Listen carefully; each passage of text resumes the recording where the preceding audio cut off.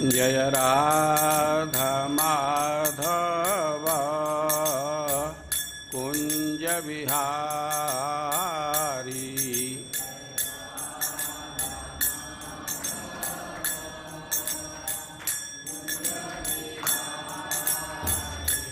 जय राधा माधव कुंज बिहारी।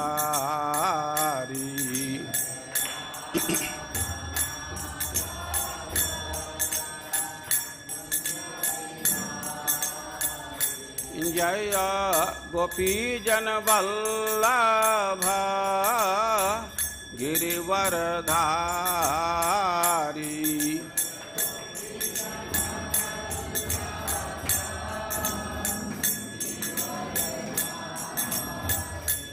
जय गोपीजन वल्लभ गिरिवरधारी।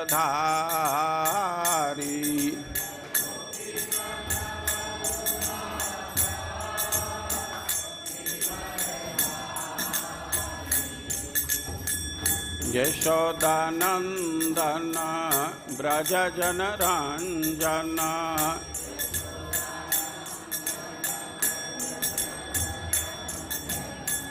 यशोदानंदन ब्रज जन रंजन।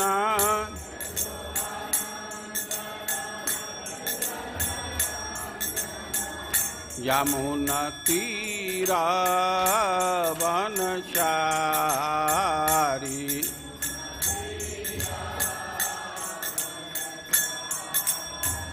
यमुना तीरा वनचारी।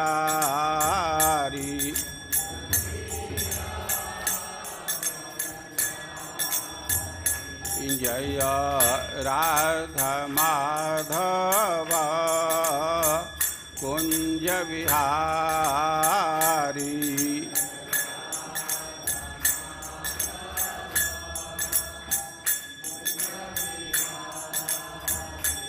जय गोपीजन वल्लभ गिरिवरधारी।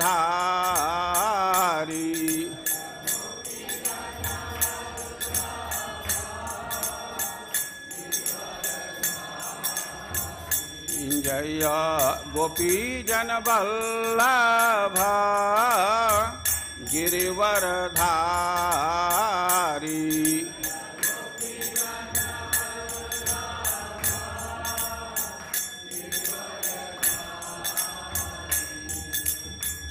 यशोदानंदन ब्रज जन रंजन।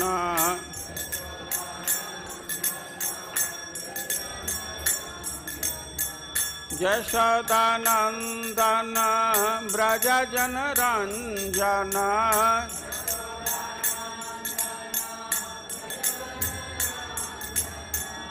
यमुना तीरा वनचारी।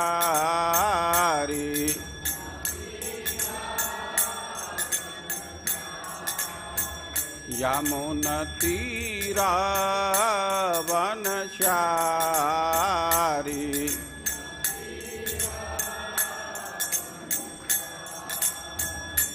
जय राधा माधव कुंज बिहारी।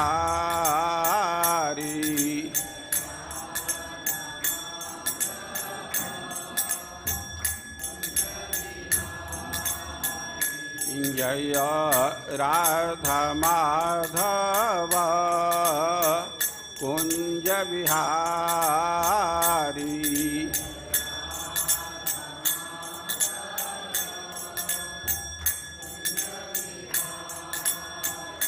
जय गोपीजन वल्लभ गिरिवरधारी।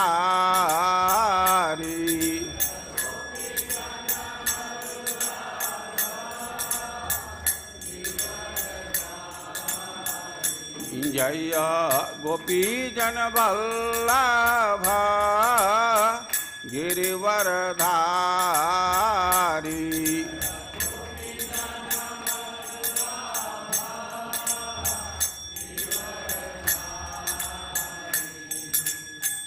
यशोदानंदन ब्रज जन रंजन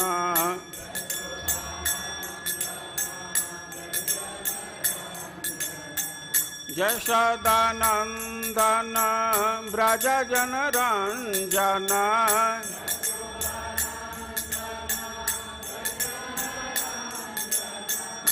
यमुना तीरा वनचारी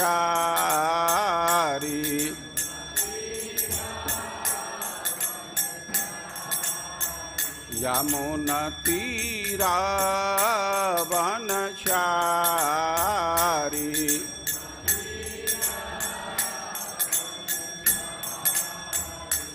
जय राधा माधव कुंज विहारी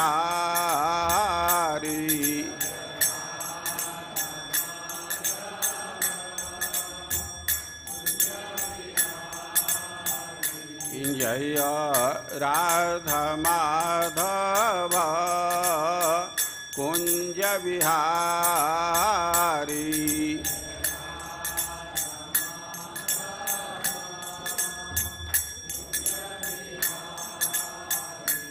हरे कृष्ण कृष्ण कृष्ण हरे हरे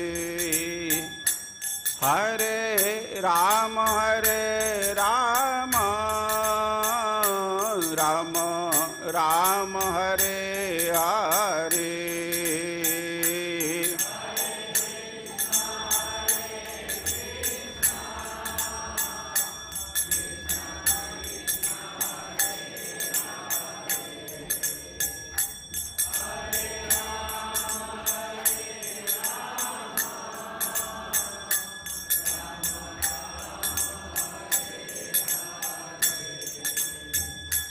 हरे कृष्ण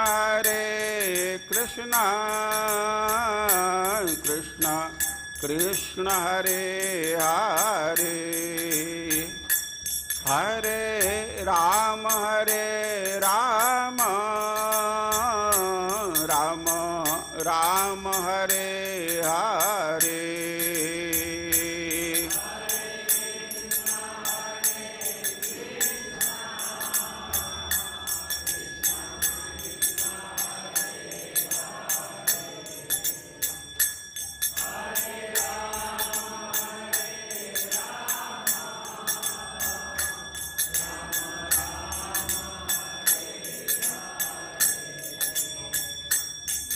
हरे कृष्ण कृष्ण कृष्ण हरे हरे हरे राम राम राम हरे हरे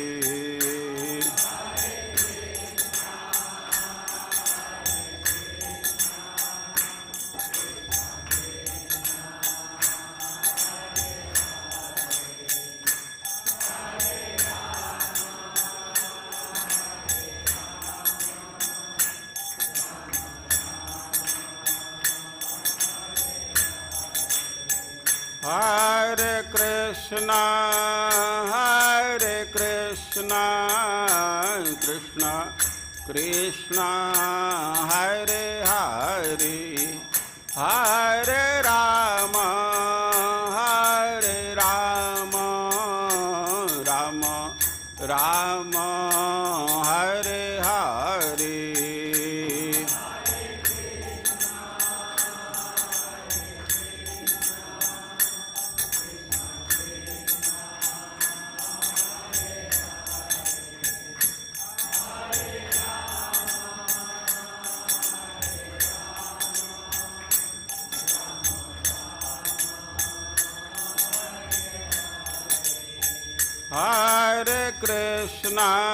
हरे कृष्ण कृष्ण कृष्ण हरे हरे हरे राम राम राम हरे हरे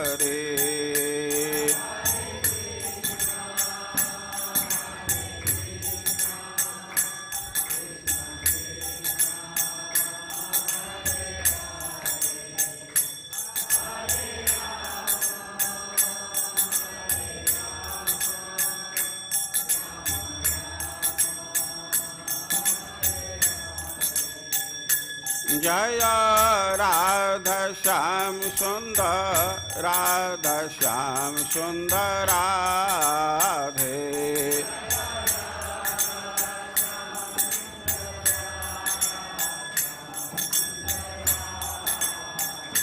जय कृष्ण बलराम जय कृष्ण बलराम कृष्ण बलराम जय कृष्ण बलराम।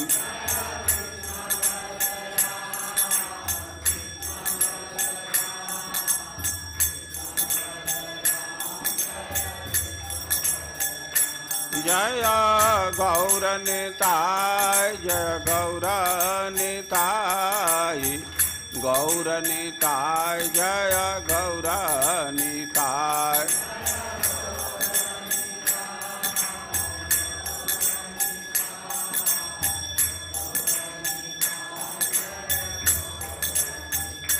जय प्रभुपाद जय प्रभुपाद प्रभुपाद श्रील प्रभुपाद।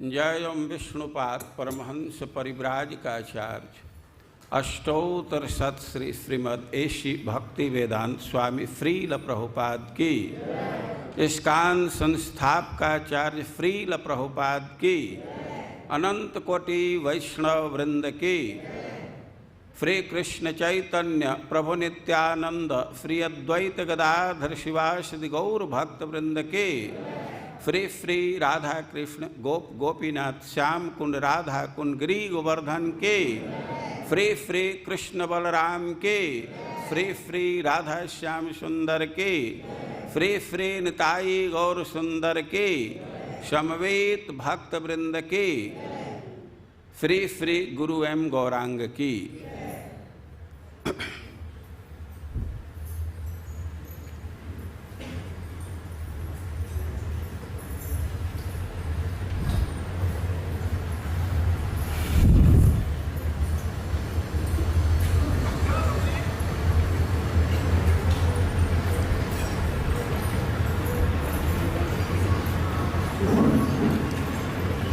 ओम अज्ञानतिमिरान्धस्य ज्ञानाञ्जनशलाकया चक्षुरुन्मीलितं येन तस्मै श्रीगुरवे नमः। हे कृष्ण करुणा सिन्धो दीनबन्धो जगत्पते गोपेश गोपिका कांत राधाकांत नमस्तुते। जयतां सुरतोर्पंगर मम मंदमतिर्गति मत सर्वस्वपदाम्भोज राधा मदन मोहनौ।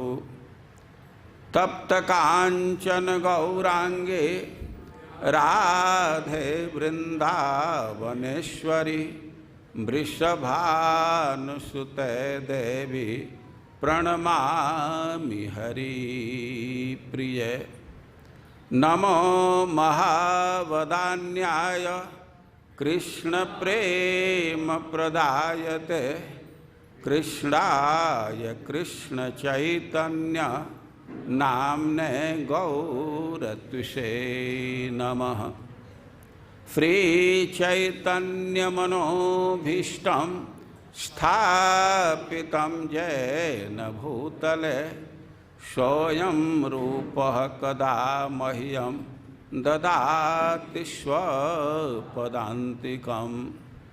वाञ्छाकल्पतरुभ्यश्च कृपा सिन्धुभ्य एव च पतितानां पावनेभ्यो वैष्णवेभ्यो नमो नमः। जय श्री कृष्ण चैतन्य प्रभु नित्यानंद श्री अद्वैत गदाधर श्रीवासादि गौर भक्तवृंद। हरे कृष्णा कृष्णा कृष्णा हरे हरे, हरे राम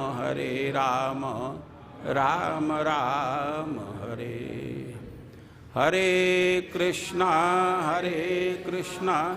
कृष्णा कृष्णा हरे हरे, हरे राम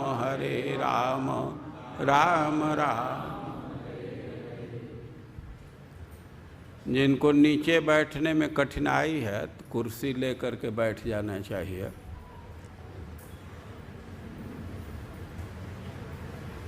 कुर्सी एक रो माता जी लोग और बढ़ा सकती हैं, प्रभु जी लोग भी एक बढ़ा सकते हैं।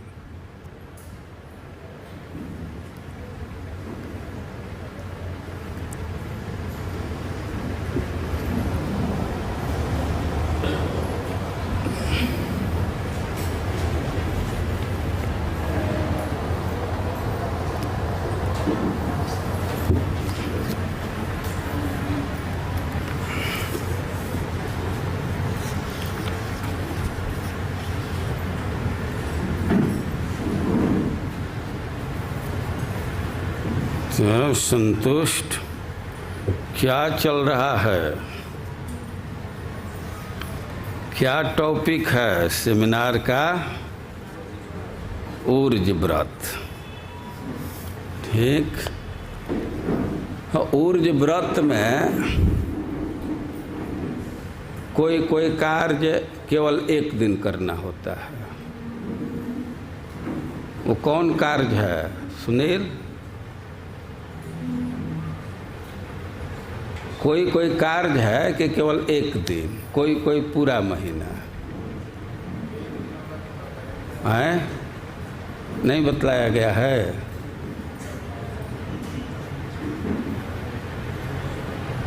उद्यापन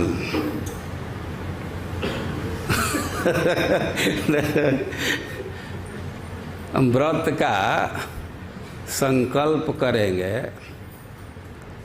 और उसका समापन करेंगे तो एक दिन ही होगा ना। एक कृत्य प्रारंभ में होता है, उसको अधिवास कह सकते हैं, और उद्यापन लास्ट में। और कुछ कृत्य पूरा महीना करना होता है, रोज करना होता है। दे दो कॉर्डलेस माइक, उसमें से कुछ नाम बतलाइए, क्या क्या कार्य है कि रोज करना होगा। हाँ, दीपदान, ठीक, और तुलसी सेवा, ठीक, प्रातः स्नान, ठीक, और हरि जागरण। और 5 चीज कल गिनाया गया था, मुख्य रूप से अनेक चीज है। और 5 चीज में हरि जागरणम, प्रातः स्नानम और तुलसी सेवनम, उद्यापनम दीपदानम। उद्यापन तो लास्ट में किया जाएगा। और हरि जागरण का अर्थ है कि रात्रि के शेष भाग में जग जाना। प्रातः स्नान, सूर्योदय से पहले स्नान कर लेना। और तुलसी जी की पूजा, दीपदान, ये नित्य करना होगा पूरा महीना। लेकिन कुछ कार्य है कि विशेष तिथि पर किया जाएगा। आज कौन तिथि है? आज द्वितीया होगा ना, कल प्रतिपदा था। तो आज द्वितीया है, तो 6 दिन के बाद कौन तिथि आएगा? अष्टमी। और अष्टमी को कुछ विशेष कृत्य करना होता है। अब उसका वर्णन यहाँ किया जा रहा है। नित्य जो कार्य करना है उसका वर्णन किया जा चुका है। अब कुछ विशेष तिथि में क्या करना होता है और उसके विषय में हम लोग कुछ सुनेंगे। और कुछ श्लोक आ गया है, आप लोग पीछे से बोलने का प्रयास कीजिए। स्क्रीन पर देखिए, जिसको ऐसे नहीं दिखाई दे रहा है तो चश्मा पहन लीजिए। अब चश्मा पहनने पर भी नहीं दिखाई दे तो अब आगे आ जाइए, जो कीजिए। ओम नमो भगवते वासुदेवाय।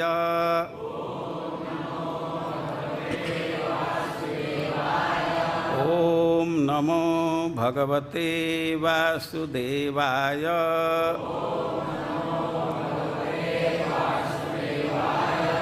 ओम नमो भगवते वासुदेवाय।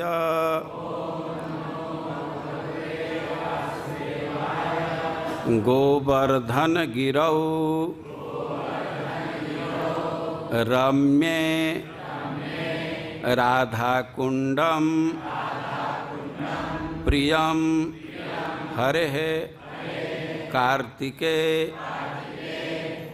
बहुला अष्टम्यां तत्र स्नात्वा हरेः प्रियः नरः भक्तः भवेत् विप्रः तत् हि तस्य प्रतोषणम्। गोवर्धन गिरौ रम्ये राधाकुंडम प्रियम हरेः कार्तिके बहुलाष्टम्यां तत्र स्नात्वा हरेः प्रियः नरो भक्तः भवेद् विप्रः तद्धि तस्य प्रतोषणम्। गोवर्धन गिरौ रम्ये राधाकुंडम प्रियम हरेः कार्तिके बहुलाष्टम्यां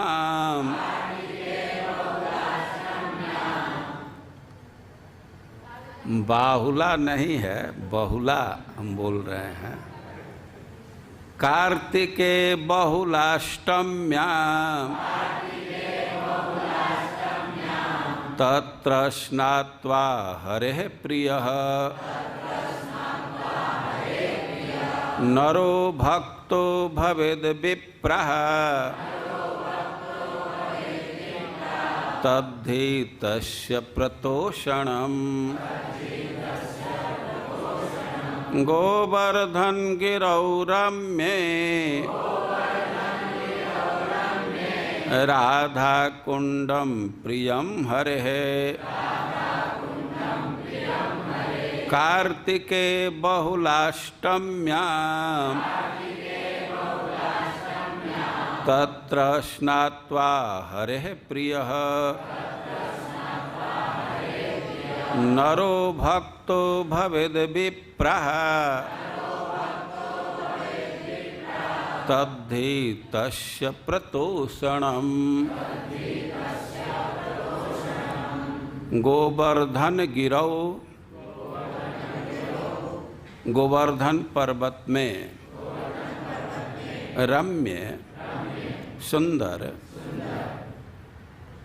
राधाकुंडम राधाकुंड प्रियम प्रिय हरेः हरि का कार्तिके कार्तिक महीना के बहुलाष्टम्यां बहुलाष्टमी को तत्र वहाँ स्नात्वा स्नान करके हरे भगवान हरि का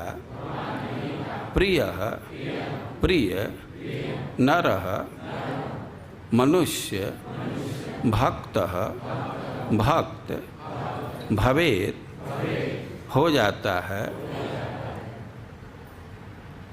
विप्रः हे विप्रगण तत् वही हे निश्चित रूप से तस्य उनका हरि का प्रतोषणम संतोष है। और जो व्रत में किसी किसी विशेष तिथि को कुछ विशेष कृत्य करना होता है। जो नित्य का कृत्य है वो तो चलता रहेगा। अब कोई विशेष तिथि है तो विशेष कृत्य करना होगा। और उसमें कार्तिक के कृष्ण पक्ष के अष्टमी के कृत्य का उल्लेख कर रहे हैं। और पीछे माता जी है, उनको कुर्सी दे दीजिए और आगे बढ़ा करके आराम से बैठना चाहिए। कुर्सी लेकर के बैठ जाइए। जो नीचे बैठ सकते हैं आगे आकर के बैठ जाएं, जो नीचे नहीं बैठ सकते कुर्सी लेकर के बैठ जाना चाहिए। और हम लोग कृष्ण पक्ष के अष्टमी के कृत्य के विषय में पढ़ रहे हैं। कार्तिक के कृष्ण पक्ष के अष्टमी को बहुलाष्टमी कहा जाता है। और कह रहे हैं कि रम्य गोवर्धन गिरऊ। गोवर्धन गृह, गोवर्धन पर्वत बहुत रमणीय है। कृष्ण बलराम को कितना प्रिय है और कैसे सेवा करता है गोवर्धन पर्वत, यह तो एक स्वतंत्र विषय है। और हो सकता है कि आगे के दिनों में इसके भी चर्चा आवे। यहाँ इतना समझे गोवर्धन पर्वत के विषय में कह रहे हैं रम्य, ये बहुत सुहावना है। गोवर्धन पर्वत वृक्षों से भरा हुआ है, उससे झरना झरते रहते हैं, विविध प्रकार के फल हैं, आसव का स्राव होता है, मधु का स्राव होता है। और खास करके सखाओं के लिए, कृष्ण बलराम के लिए यह रमणीय स्थान है। यानी कि उसी रम्य गोवर्धन पर्वत में राधा कुंड है, उसका परिचय दे रहे हैं कि हरे प्रियम। ये राधा कुंड भगवान हरि को बहुत प्रिय है। कार्तिके बहुलाष्टम्यां, कार्तिक के बहुलाष्टमी को तत्र स्नात्वा, वहाँ स्नान करके नरः मनुष्य हरे प्रिय भक्तो भवेत।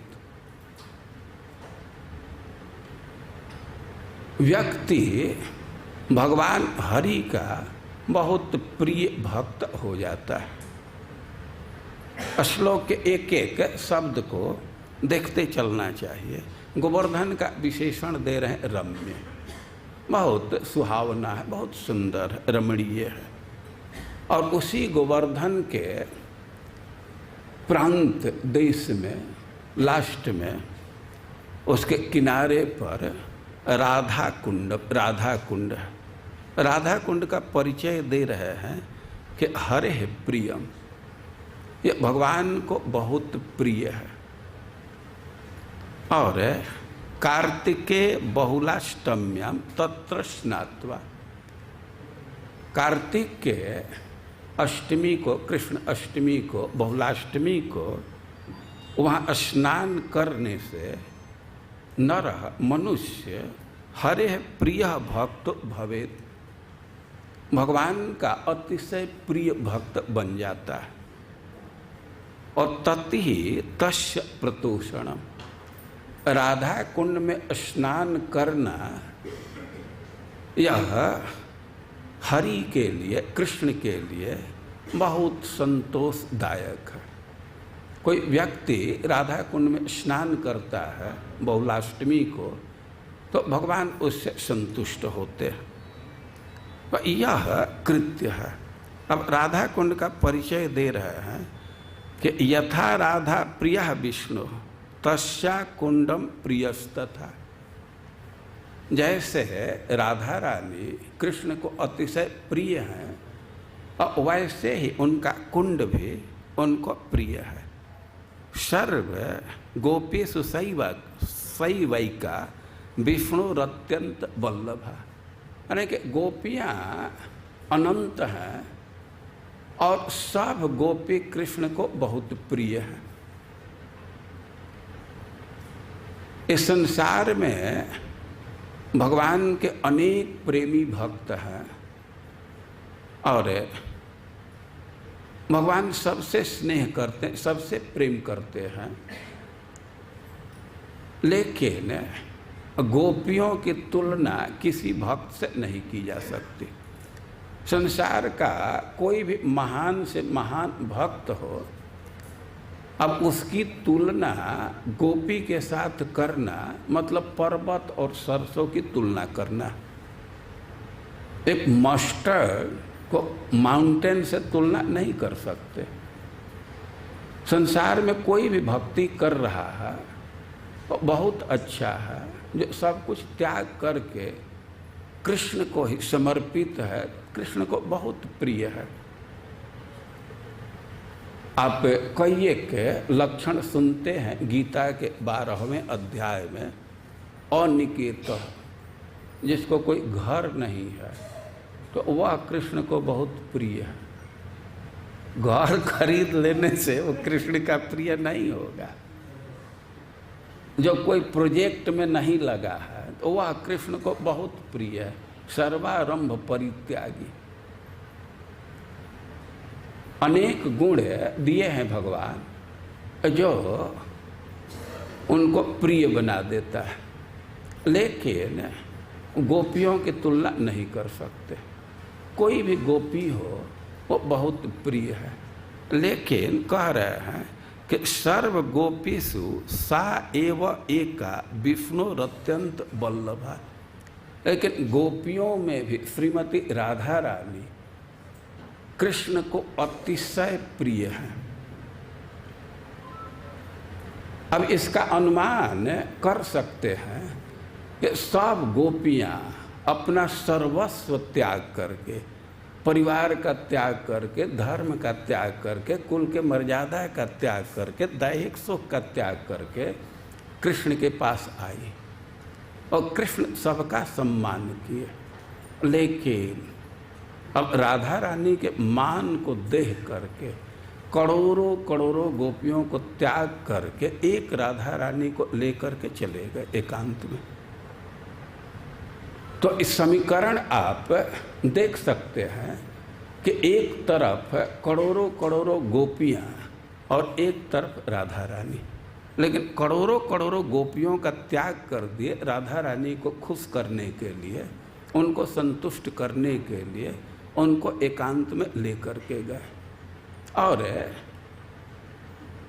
उनको खुश करने के लिए बहुत बहुत कार्य किए। फूल तोड़े, उनके केस का श्रृंगार किए, कई कृत्य किए। तो यहाँ कह रहे हैं कि सर्व गोपेषु शैवैका विष्णुरत्यंत वल्लभा। सभी गोपियों में राधा रानी कृष्ण को अतिशय प्रिय है। और जैसे राधा रानी प्रिय हैं वैसे ही उनका कुंड राधा कुंड भी अतिशय प्रिय है। और कृष्ण स्वयं तो उसमें स्नान करते ही हैं। जो व्यक्ति उसमें स्नान करता है और उससे कृष्ण बहुत संतुष्ट होते हैं, बहुत प्रसन्न होते हैं और वह कृष्ण का अतिशय प्रिय भक्त बन जाता है।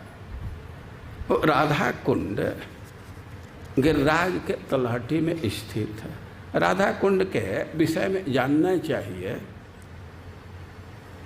कि गोपियाँ इसको खेल खेल में प्रकट की है। उसके लिए किसी को कॉन्ट्रैक्ट नहीं दिया गया, उसके खुदाई के लिए। गोपियाँ ऐसे खेल खेल में ही उसका निर्माण कर दी। श्रीमद् भागवतम में कथा है कि एक बैल था, वो बहुत खतरनाक था, बहुत भयंकर था। सांड था, वो सांड इतना भयंकर था, इतना खतरनाक था कि एक सांड के चलते ब्रजवासी लोग नंदगांव छोड़ करके महावन में चले गए, एक सांड के चलते। कभी कभी लोग प्रश्न करते हैं कि कृष्ण का घर कहाँ है? नंदगांव के गोकुल में। ये विकल्प क्यों डाल देते हैं? कृष्ण का घर तो सब जगह है, नंदगांव भी है और गोकुल भी है।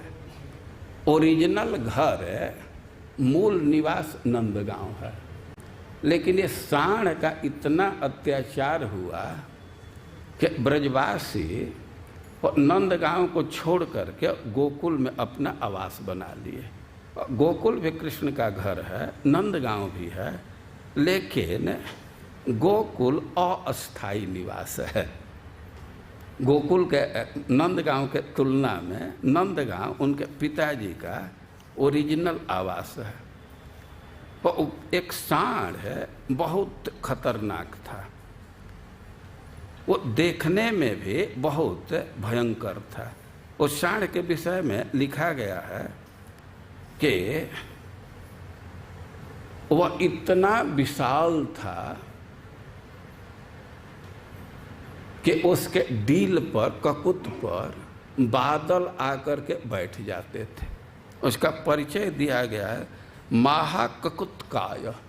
उसका शरीर भी बहुत बड़ा था और सांड का जो डील था तो वह बहुत बड़ा था, वो पर्वत जैसा दिखता था और उस पर बादल आकर के विश्राम करने लगते थे। बादलों के विषय में कहा जाता है कि पर्वत पर विश्राम करते हैं, पर्वत पर बैठ जाते हैं और बादलों को भ्रम हो जाता था कोई पर्वत है इसी पर बैठ जाए, अचल संकया।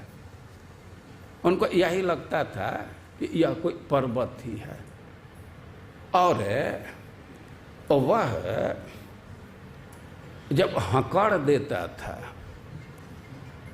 सांड है हकड़ते रहते हैं, तो हकड़ता था तो इतना उसका डरावना आवाज था कि गाय का और स्त्रियों का गर्भस्राव और गर्भपात हो जाता था। पतंति च स्रवंति च, 4 महीने तक गर्भ बाहर आ जाता है तो उसको गर्भस्राव कहते हैं।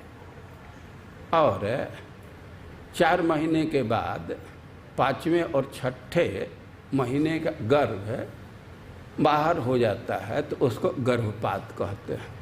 और 6 महीने के बाद जो गर्भ बाहर आता है उसको प्रसव कहते हैं। और सुखदेव गोस्वामी कह रहे हैं कि उसका खरतरम इतना डरावना आवाज था कि पतंति च स्रवंति च, गायों का और स्त्रियों का गर्भस्राव हो जाता था, गर्भपात हो जाता था। और अपने सिंह से वो बड़े बड़े नगर को उखाड़ करके फेंक देता था। सांड के स्वभाव में देखा जाता है, इसे सिंह लगा करके कुछ उकड़ते हैं तो बड़े बड़े नगर को ढा देता था, बड़े बड़े चारदीवारी को ढा देता था। यह पैर से मिट्टी कुदेरता था तो बड़े बड़े चारदीवारी ढह जाते थे, बहुत भयंकर था। अब भगवान का रूटीन है कि दिन भर गाय चराते हैं, लेकिन संध्या के समय नंद भवन में जरूर जाते हैं, लेकिन थोड़े देर के बाद वे वन में निकल जाते हैं या राधा कुंड पर आ जाते, गोपियों के बीच में आ जाते।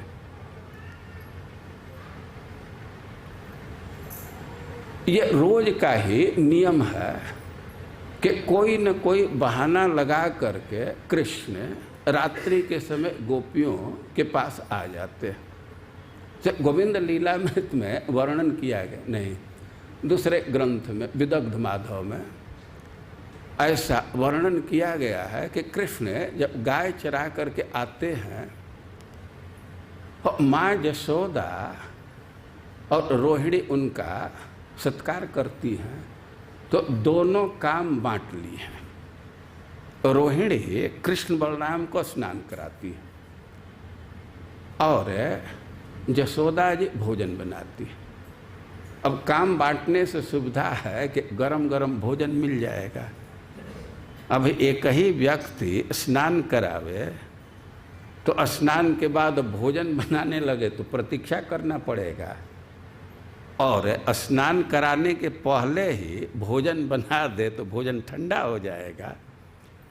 और वो काम बांट करके रोहिणी जी स्नान कराती हैं और यशोदा जी भोजन बनाती हैं, खिला पिला करके कृष्ण को सुला देती है।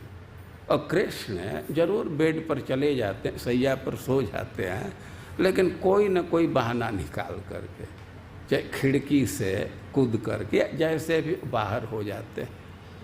रात्रि के समय गोपियों के साथ रहते हैं, क्रीड़ा करते हैं और पुनः आकर के सो जाते हैं। और कभी कभी माँ यशोदा कृष्ण को जगाने जाते, कृष्ण देर तक सोते हैं और माँ को चिंता होती है कि अब तक क्यों सोया है। वो जा करके कृष्ण को जगाती हैं और देखती हैं कि उसके शरीर पर लाल लाल लगा हुआ है। अब गोपियों के साथ विहार किए हैं, कुमकुम लगा है, सिंदूर लगा है, तो इतना वात्सल्य है कृष्ण के प्रति कि कृष्ण में कोई दोष बुद्धि नहीं होती है।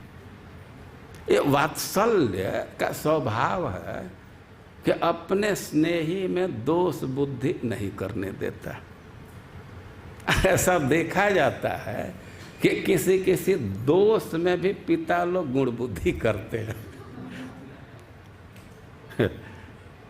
एक भक्त थे, अब तो नहीं है, गौर कृष्ण जी को अपने पुत्र के विषय में बोल रहे थे, उसकी प्रशंसा कर रहे थे कि बहुत तेज है, और गुण के साथ अब यह भी कह रहे थे कि गाली दे करके पट से भाग जाता। अब गाली दे करके भाग जाना यह भी उनको गुण ही दिखता था। ये वात्सल्य का स्वभाव है। और माँ यशोदा कृष्ण के अंगों में कुमकुम देख रही है, सिंदूर देख रही है, तो उनको कोई दोष बुद्धि नहीं होता है। दोष बुद्धि रोहिणी में होता है। ये रोहिणी ठीक से स्नान नहीं कराई। ये पर्वत का जो गेर है, गेरू लाल लाल मिट्टी होता है, तो कृष्ण के शरीर में अब भी लगा हुआ है और उसको ठीक से स्नान कराना चाहिए कि गेरू निकल जाए, लेकिन वो ठीक से स्नान नहीं करे। यही विचार आता है। जो हो, हम यह कह रहे हैं कि कृष्ण का रोज का ही यह नियम है, उनका रूटीन है कि संध्या को रास के लिए जाते हैं। अब एक दिन गोपियाँ भी आ रही थी रास के लिए, तो वो जो बैल था अरिष्टासुर, तो बहुत क्रोध से गोपियों की तरफ देख रहा था। गोपियाँ बहुत भयभीत हो गई। अब पीछे से कृष्ण भी आ रहे थे और कृष्ण के तरफ भी वह क्रोध से देख रहा था, और कृष्ण और गोपियों के भय से प्रभावित थे, उससे सांड का वध कर दिए। यद्यपि सांड बहुत शक्तिशाली था, लेकिन कृष्ण तो गाय या सांड बैल के विषय में एक बहुत दक्ष है। विविध गोपचरणेषु विदग्धा। कोई चरवाहा है तो गाय चराना ही पूरा काम नहीं है, उसको जानना होता है कि बैल को कैसे कंट्रोल किया जाएगा, इनका उपचार कैसे किया जाएगा। तो हर प्राणी का कोई ना कोई कमजोरी है। जो सांड है तो उनके सींग में बहुत शक्ति है, सींग से कोई एक चीज उखाड़ देते हैं। लेकिन सिंह को बांध दीजिए, वो कंट्रोल में कर दीजिए, तो अब उसकी शक्ति कमज़ोर पड़ जाती है। आप लोग कई एक जगह देखे होंगे कि कोई कोई बिगड़ंत सांड हैं या बैल हैं तो उनके गर्दन में न बांध करके सिंग में बांध देते हैं। गर्दन में बांधने पर तो पगहा तोड़ा देते हैं, खूंटा कबार करके भाग जाते हैं, लेकिन उनके सिंग में बांध देने पर तो उनका शक्ति ही नहीं काम करता। तो भगवान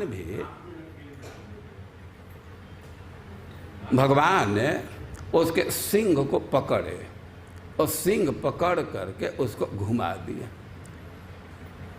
वो बहुत क्रोध में था, ऐसे हकड़ रहा था, पूंछ ऊंचा ऊंचा किया हुआ था, खुर से मिट्टी कुदेर रहा था और कृष्ण के तरफ देख रहा था। कभी कभी थोड़ा मूत्र विसर्जित करता था, कभी कभी मल विसर्जित करता था, लेकिन कृष्ण उसको पकड़े और उसका घड़ी घुमा करके गिरा दिए और उसको वैसे निचोड़ दिए जैसे गीला कपड़ा को व्यक्ति ऐंठ देता है। अब कृष्ण उसको ऐंठ दिए तो वो खत्म हो गया। और उसके लिए उनको कोई विशेष प्रयास नहीं करना पड़ा। रास के लिए जा रहे हैं, रास्ते में मिल गया, उसको मार करके चले गए। अब गोपियों के बीच में गए तो गोपियों के साथ रास करना था, नृत्य करना था, लेकिन उनके बीच में गए तो गोपियाँ कहने लगे कि माँ अस्मान स्पृश अद्य वृषभार्दन हंत मुग्धा। गोपियाँ कहने लगे कि ना ना, हमारा आप टच मत कीजिए, माँ स्पृश अद्य, अभी हमारा स्पर्श नहीं कर सकते। अभी क्यों स्पर्श क्यों नहीं कर सकते? तो वृषभार्दन, आप तो सांड का वध किए हैं। अब कृष्ण कहने लगे कि हंत मुग्धा घोरो असुरो अयम। क्या अरे तो सांड का वध कर दिया तो क्या हुआ? उसके विषय में तुम लोगों को नहीं ज्ञान है कि वो असुर है? और कहें, अब गोपियाँ कहने लगे कि कृष्ण तदपि अयम गौ, वो असुर हो कुछ भी हो, लेकिन जाति तो वंश तो उसका गाय का है, गो वंश है, तो आप हम लोगों का स्पर्श नहीं कर सकते। आप भागवतम नहीं पढ़े हैं, इतिहास का ज्ञान नहीं है कि इंद्र वृत्रासुर का वध किए। वृत्रासुर तो असुर ही है, लेकिन ब्राह्मण जाति में जन्म लिया था तो इंद्र पर पाप लगा ना। उस पाप से मुक्ति के लिए उनको कितना कितना उपाय करना पड़ा। तो वृतो यथा द्विज इहा त्वयि निष्कृति किम शुद्धे भवान त्रिभुवन स्थित तीर्थ कृच्छ्रात। अब कृष्ण पूछने लगे कि अच्छा, जाति होने से हम पर पाप लग गया, तो तुम ही लोग पंडित हो, तुम्ही को ज्ञान है, तो अब पाप का निर्धारण कर रही हो तो कुछ शुद्धि का उपाय बतलाओ। अब तुम ही लोगों के ज्ञान से चलना है तो शुद्धि का उपाय तुम लोग बतलाओ। तो गोपियाँ कहे कि त्रिभुवन स्थित तीर्थ कृच्छ्रात, आप कठिनाई भले हो, जो संसार में जितने तीर्थ हैं उसमें स्नान करेंगे तब शुद्ध होंगे। वे व्यवस्था दे दी गोपियाँ कि सब तीर्थ में आपको स्नान करना होगा, और भगवान इसके लिए तैयार हो गए। लेकिन अब भगवान के सामने समस्या थी कि हम सब जगह घूम करके जाएं, सब तीर्थ में स्नान करें और फिर लौट करके आवें, तो गोपियाँ कह सकते कि हमको विश्वास नहीं है, और फिर वो समस्या रह जाएगी। अब वो सर्टिफिकेट मांगने लगेंगे तो हम सर्टिफिकेट कहाँ से देंगे? स्नान तो कर लेंगे, लेकिन अब सर्टिफिकेट कहाँ से देंगे? तो अब कृष्ण विकल्प रख रहे हैं, किम पर्यटामि भुवनानि अधुनैव सर्वा आनीय तीर्थ वितति करवाणि तासु स्नानम विलोकयत तावदिदम मुकुंद प्रोच्चैव तत्र कृतवान बत पार्श्वे घाता। तो भगवान विचार कर रहे हैं कि हमको क्या करना चाहिए। दो विकल्प है, एक तो सब तीर्थ में हम जा कर के स्नान करें, लेकिन उसके लिए तो हमको हर जगह से सर्टिफिकेट जुटाना पड़ेगा। और एक विकल्प है कि सारे तीर्थों को यहीं बुला करके उनमें स्नान कर लें। अब इसमें सर्टिफिकेट की ज़रूरत नहीं है, गोपियाँ खुद ही देख लेंगी।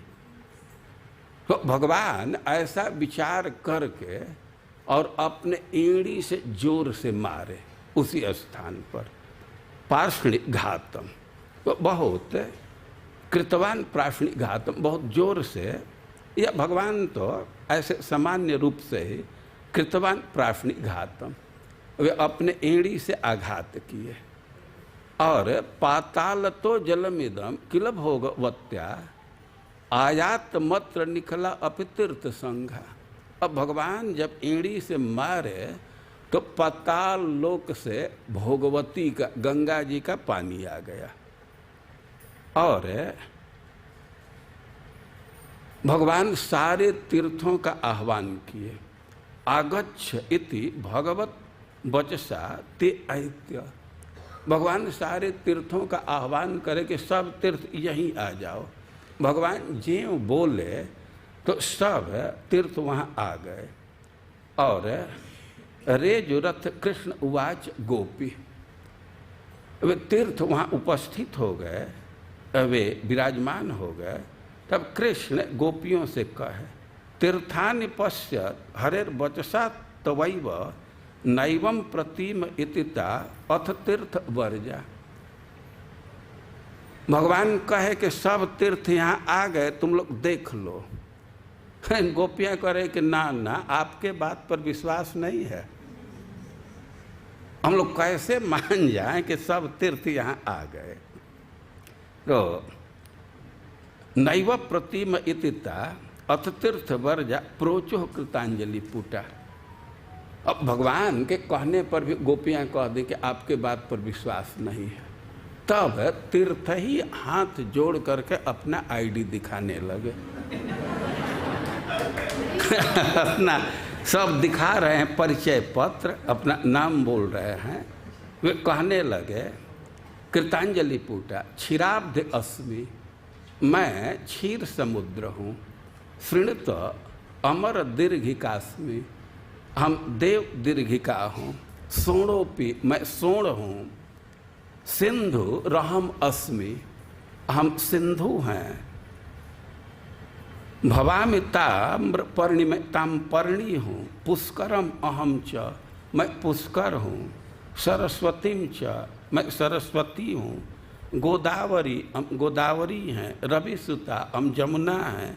सरजु प्रयाग रीवास्मि, पश्चात जलम कुरुत प्रतीति।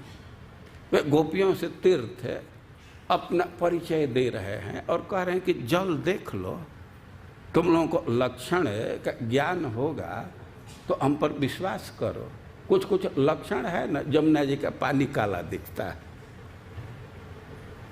तो कह रहे हैं कि यदि तुम लोगों को तीर्थों का ज्ञान है तो लक्षण मिला करके हम पर विश्वास करो। और इस प्रकार सारे तीर्थ वहाँ उपस्थित हुए और अपना परिचय दिए।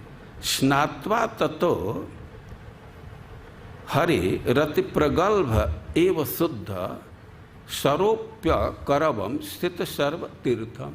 भगवान उस तीर्थ में स्नान किए, उस सरोवर में, कृष्ण कुंड में स्नान किए और शुद्ध हो गए।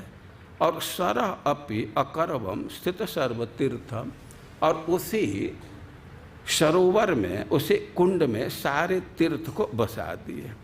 जिस्मा भी आत्मज जनुष्य कृतो न धर्म कोपी छितौ अथ शकीर निजगाद राधा। अब भगवान कहने लगे कि हम तो शुद्ध हो गए, लेकिन तुम लोगों पर भी पाप लगा। असुर का पक्ष ली हो तो तुम भी दोषी हो, तुम पर भी पाप है, तुमको भी शुद्ध होना है, तुम लोग भी स्नान करो। कार्जम मया पे अति मनोहर कुंड मेकम तस्मात् यतध्वमिति तद्वचनेन ताभि। अब भगवान ये प्रस्ताव दिए कि तुम लोग भी स्नान करो। राधा रानी के मन में था कि इस कुंड में स्नान किए तो ये तो शुद्ध हो गए, लेकिन पानी की क्या दशा हुई? आखिर इनका पाप तो कहीं तो गया है ना, क्योंकि अब इसमें तो हम लोग नहीं स्नान करेंगे, एक हम अपना कुंड बनाएंगे, आपके कुंड में स्नान नहीं करेंगे। तो तद्वचनेनता भी।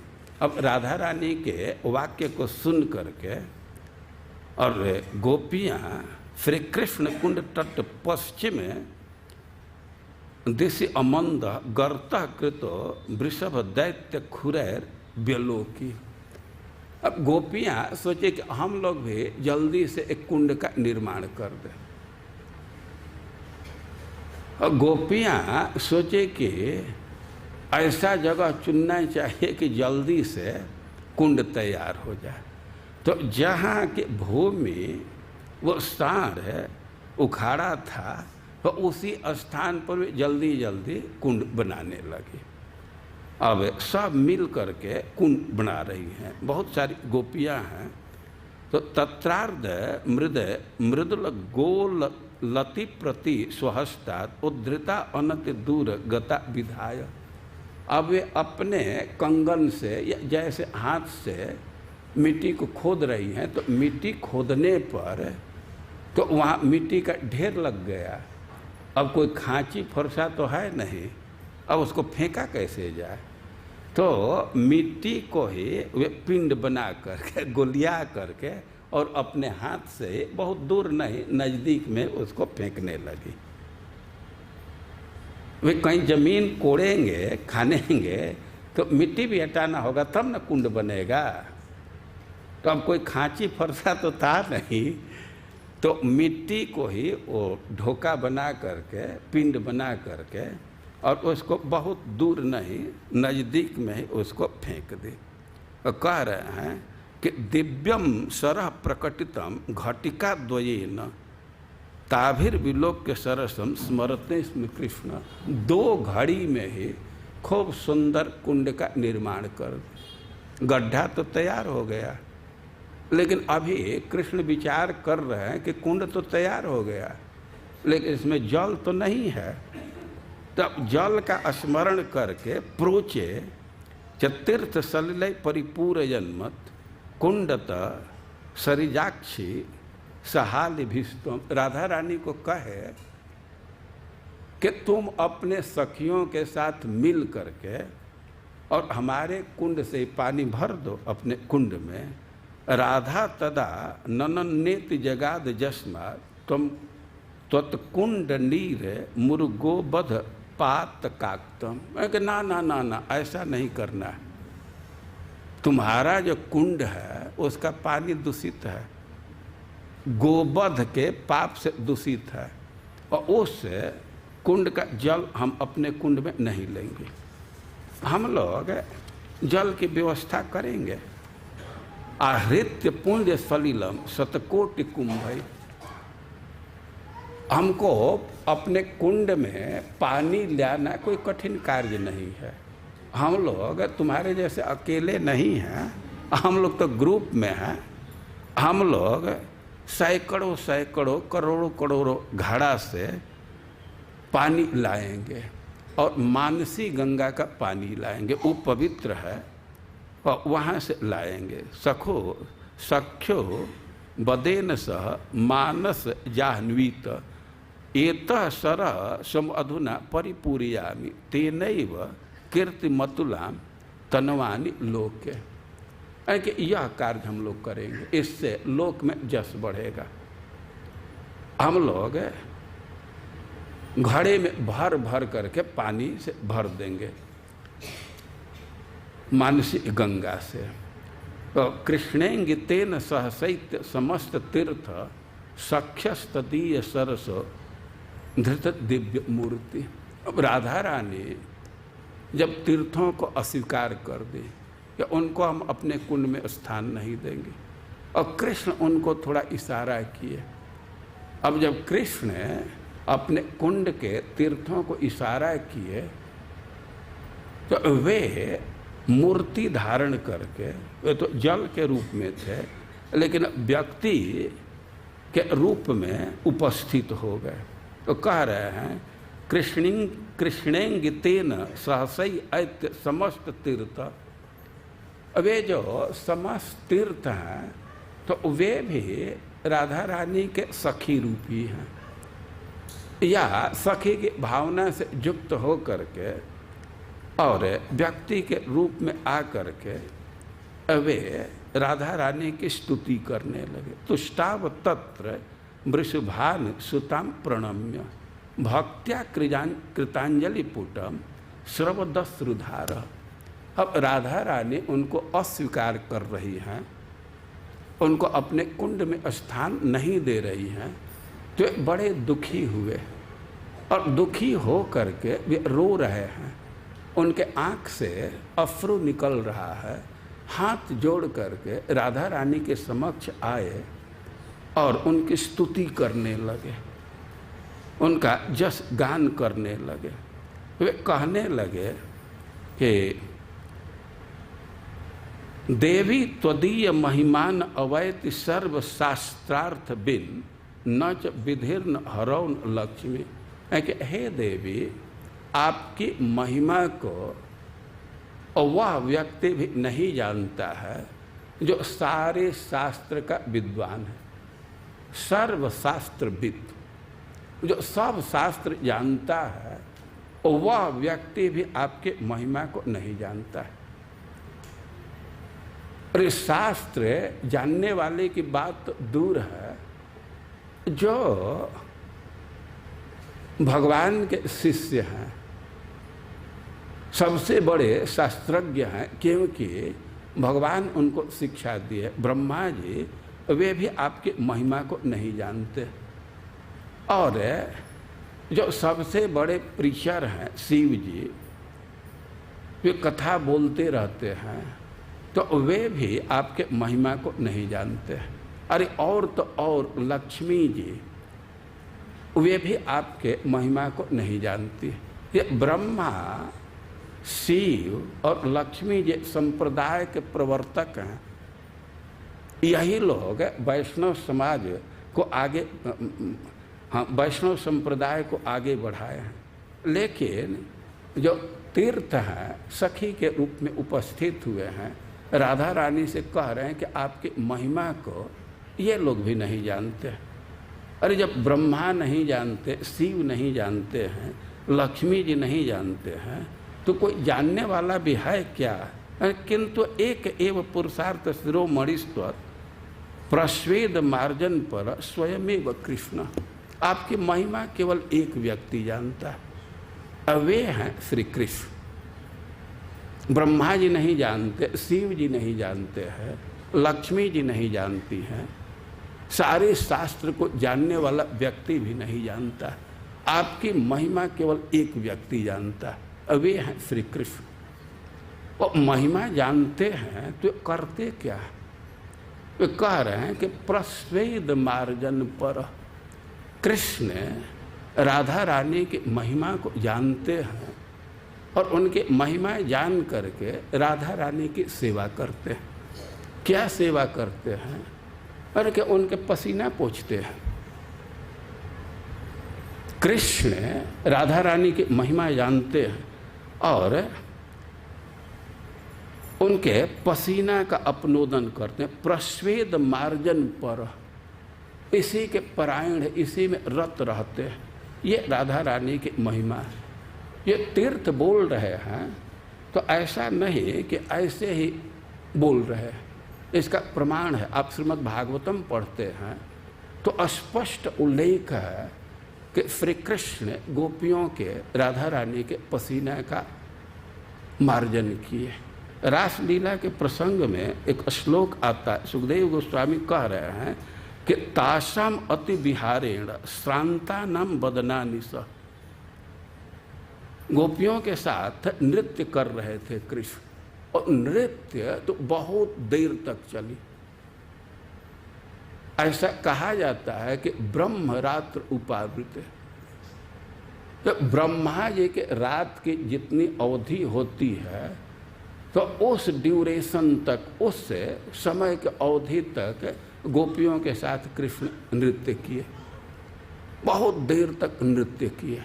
कोई प्रश्न कर सकता है, अगर ब्रह्मा जी के रात्रि के समान वो रात था तब तो कई एक लोग मर मिट गए होंगे ना, ऐसा नहीं हुआ। उस रात्रि में ही ब्रह्मा जी की रात्रि समा गई थी। इस बात को आप समझ सकते हैं कि कृष्ण को यशोदा बांध रही थी। दामोदर लीला अब पढ़ते रहते हैं तो पूरा गोकुल का रस्सी घट जाता था, सब रस्सी लग गया ना, लेकिन कृष्ण के शरीर में कोई परिवर्तन नहीं था। और यही कारण था कि राधा रानी का उत्साह बना हुआ था। राधा रानी तो डांडा बांधती थी और वो कच्छा पहनाती थी, तो उनको तो अनुभव था कि हम तो रोज तो डांडा बांधती हैं, रोज कपड़ा पहनाती हैं, लेकिन उसके साइज में कोई परिवर्तन नहीं हुआ। लेकिन आप जानते हैं ना कि सब रस्सी वहीं खप गया। तो वैसे ही संसार के दृश्य में कोई परिवर्तन नहीं हुआ, लेकिन जो रास लीला की रात्रि है तो उसी में सारी रात्रियां समाहित हो गई।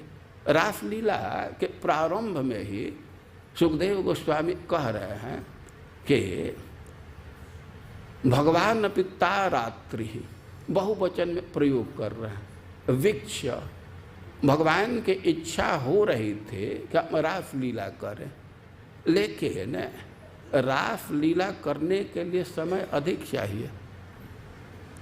ये 12 घंटे के रात्रि में संभव नहीं है। और भगवान की इच्छा देख करके सारी रात्रियां एक साथ उपस्थित हो गई। तो भगवान पिता रात्रि बहुवचन में प्रयोग है। उन रात्रियों को देखे तो रंतुम मनश्चक्र है कि अब काम भर समय सुलभ हो जाएगा। तब ये विचार बनाए कि रास नृत्य करना। तो हम यह कह रहे हैं कि बहुत देर तक नृत्य चलता रहा। तासाम अति विहारेण श्रांता नाम बदनानी सह। अब नृत्य करते करते गोपियां थक गई और कह रहे हैं कि सह, वो कृष्ण जो परम विदग्ध हैं, वे किसी की सेवा करने में, किसी को सजाने में परम विदग्ध हैं।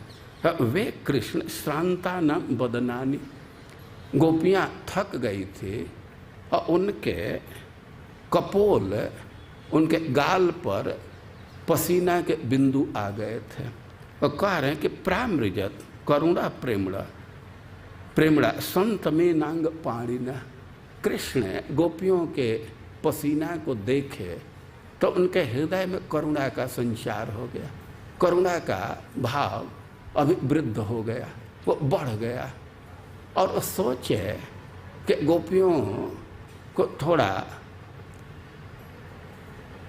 उन गोपियों का थोड़ा थकान दूर करना चाहिए। तो कह रहे हैं कि प्रामृजत, वे गोपियों के पसीना को पूछे।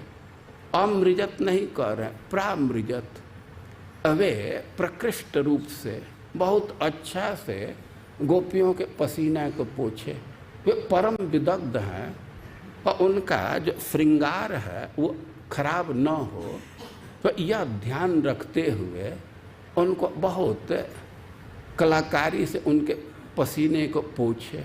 और उपलक्षण से केवल पसीना पोंछे ही नहीं, अपने उत्तरीय से उनको हवा किए। और उनके जो बाल बिखर गए थे, नाचते नाचते जो बाल खुल करके सामने आ गए थे गाल के ऊपर, मुंह के ऊपर, तो उसको भी अपने उंगली से उसको सजाए और पोंछ करके पसीना गोपियों को चमका दिए। अब नृत्य करते करते थक गई थे, पसीना के चलते गोपियों का मुख मलिन हो रहा था।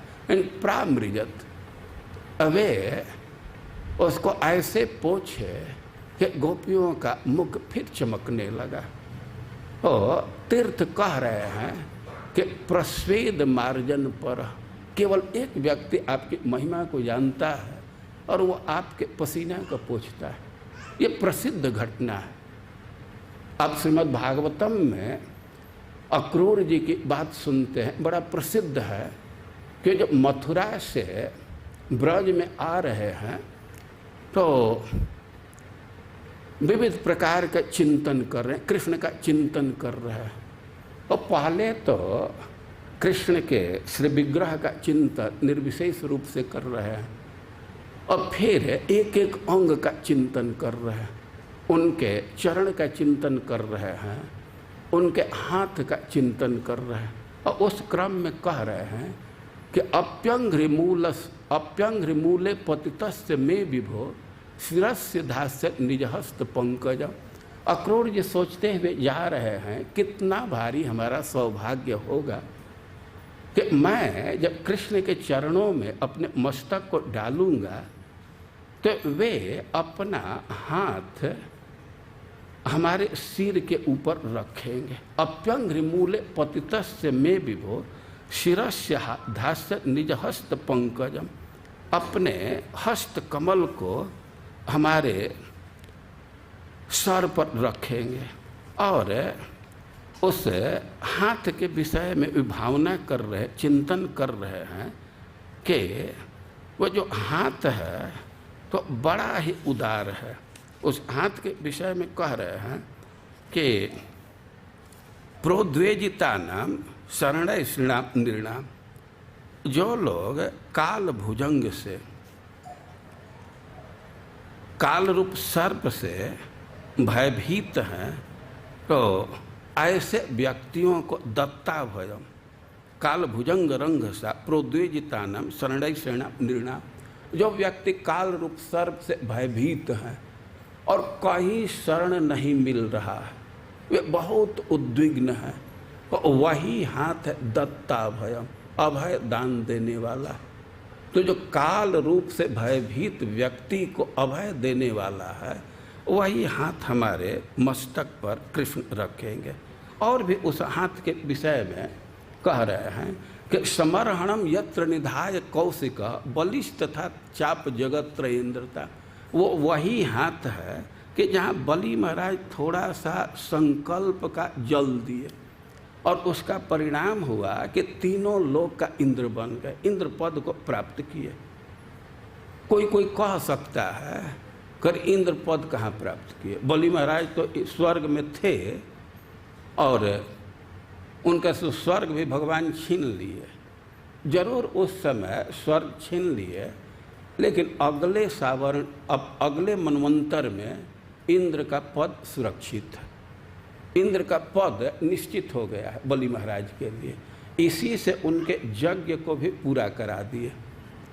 इंद्र बनने के लिए यह आवश्यक है कि व्यक्ति शतक्रतु हो, 100 अश्वमेध यज्ञ पूरा कर लिया, शक्र कहते इंद्र को। और बलि महाराज 99 यज्ञ कर चुके थे, एक यज्ञ बाकी था। तो स्वर्ग से उनसे तो छीन लिए, लेकिन शुक्राचार्य को कहे कि जो काम बाकी रह गया उसका पूरा करा दीजिए, क्योंकि भगवान सुरक्षित कर दिया। अब बलि महाराज को कोई कठिनाई नहीं, सब तरह से योग्यता प्राप्त है, भगवान उनको इंद्र पद दे चुके हैं। और अक्रूर ये विचार कर रहे हैं कि भगवान के हाथ कितने उदार हैं कि समर्हणम यत्र निधाय कौशिक बलिष्ठ तथा चाप जगत त्रयेंद्रता। और एक बात और हाथ के विषय में सोच रहे हैं कि यदवा विहारे ब्रजजोषिताम श्रमम स्पर्शे न सौगंधे के गंध अपानुदत, यानी कि वही हाथ है जो रास लीला में गोपियों के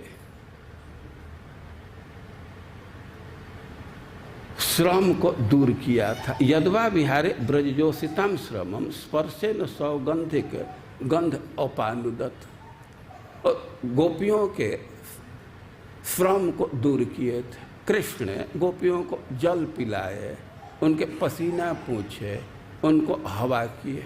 और अक्रूर जी अब विचार कर रहे हैं कि जिस हाथ से गोपियों के श्रम बिंदु को दूर किए थे तो वही हाथ हमारे मस्तक पर रखेंगे, कितना भारी सौभाग्य होगा।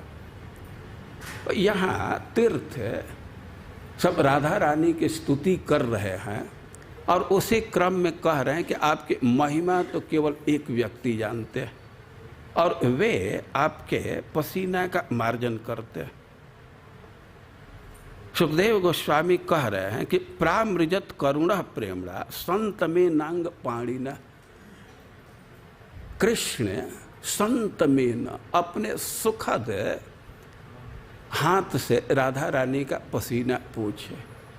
करुणः गोपियों के थकान को देख करके कृष्ण के हृदय में करुणा का बाढ़ आ गया और प्रेमणा बहुत स्नेह से, बहुत प्रेम से।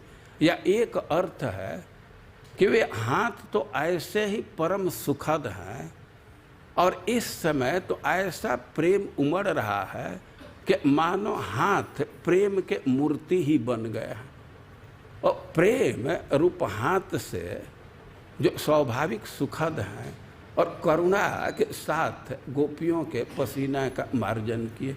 गोपियों को कितना सुख का अनुभव हुआ होगा, यह तो हम लोगों के कल्पना में भी बात नहीं आ सकती है। लेकिन जो हो तीर्थ यही स्तुति कर रहे हैं राधा रानी से कि आपकी महिमा को केवल एक व्यक्ति जानता है और वह आपके पसीना का मार्जन करता है। और वे कह रही हैं कि यश्चारु जावक रसेन भवत पदाब्जम आरज्य नूपुर महो निदधाति नित्यम प्राप्य त्वदीय नयनाब्ज तट प्रसादम स्वमन्यते परम धन्यतमम प्रहिर्ष्यन। और कह रहे हैं कि कृष्ण आपकी महिमा को जानते हैं और आपके चरणों में आलता लगा करके उसको आलता से सजा करके और उसमें नूपुर बांधते हैं और आप केवल उनके तरफ थोड़े से अपने दृष्टि के एक कोण से देख देती हैं और उसी से वे बहुत प्रसन्न हो जाते, अपने को कृत्य कृत्य मानते। प्राप्य त्वदीय नयनाब्ज तट प्रसादम, पूरे आंख भर करके देखने की बात तो दूर है, तट प्रसादम आंख के एक कोने से थोड़ा सा देख दे तो उसी से वे प्रसन्न हो जाते। मन्यते परम धन्यतमम प्रहिर्ष्यन, वे इतने प्रसन्न होते हैं कि अपने को परम धन्य मानते। ये तीर्थ राधा रानी की स्तुति कर रहे।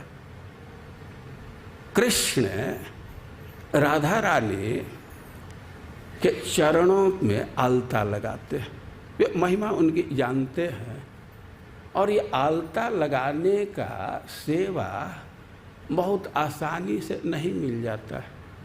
उस श्लोक को निकालो,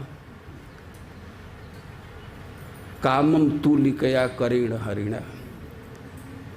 और प्रबोधानंद सरस्वती इस दृश्य का निरूपण कर रहे हैं। ये राधा रानी के उस चरणों को अपना मान रहे, अपना गति स्थापित कर रहे हैं जिन चरणों में कृष्ण आलता लगाते हैं। आप ब्रज में जाते हैं, एक स्थान है जावट, उस गांव में एक अक्षय वट है। अक्षय वट पर जाएंगे तो वहाँ दृश्य देखते हैं कि कृष्ण राधा रानी के चरणों में आलता लगा रहे। इधर ब्रह्मचारी आश्रम के सीढ़ी पर जाएंगे तो वहाँ भी ये दृश्य है और कृष्ण बहुत अपना सौभाग्य मानते।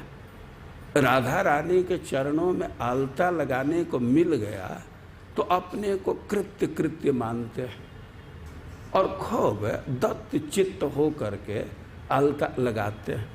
एक श्लोक है, इसको आप लोग एक बार बोलिए, पीछे से बोलिए, क्या इसको गाइए।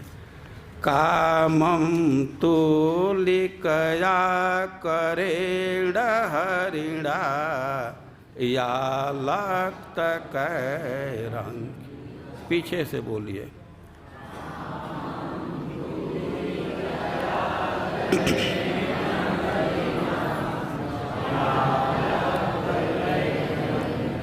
कामं तुलिकया करेण हरिणा या लक्त कैरंकिता।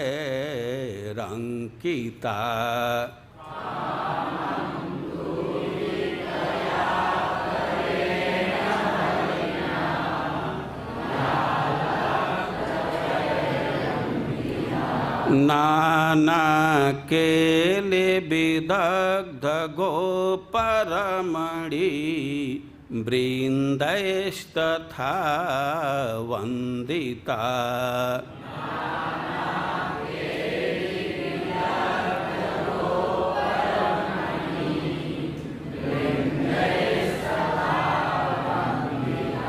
या संगोप्ततया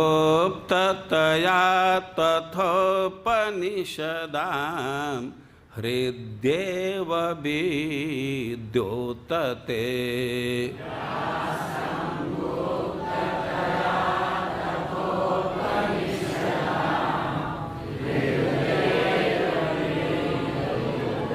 साराधा चरणद्वयी मम गतिर्लाशैकलीलामयी।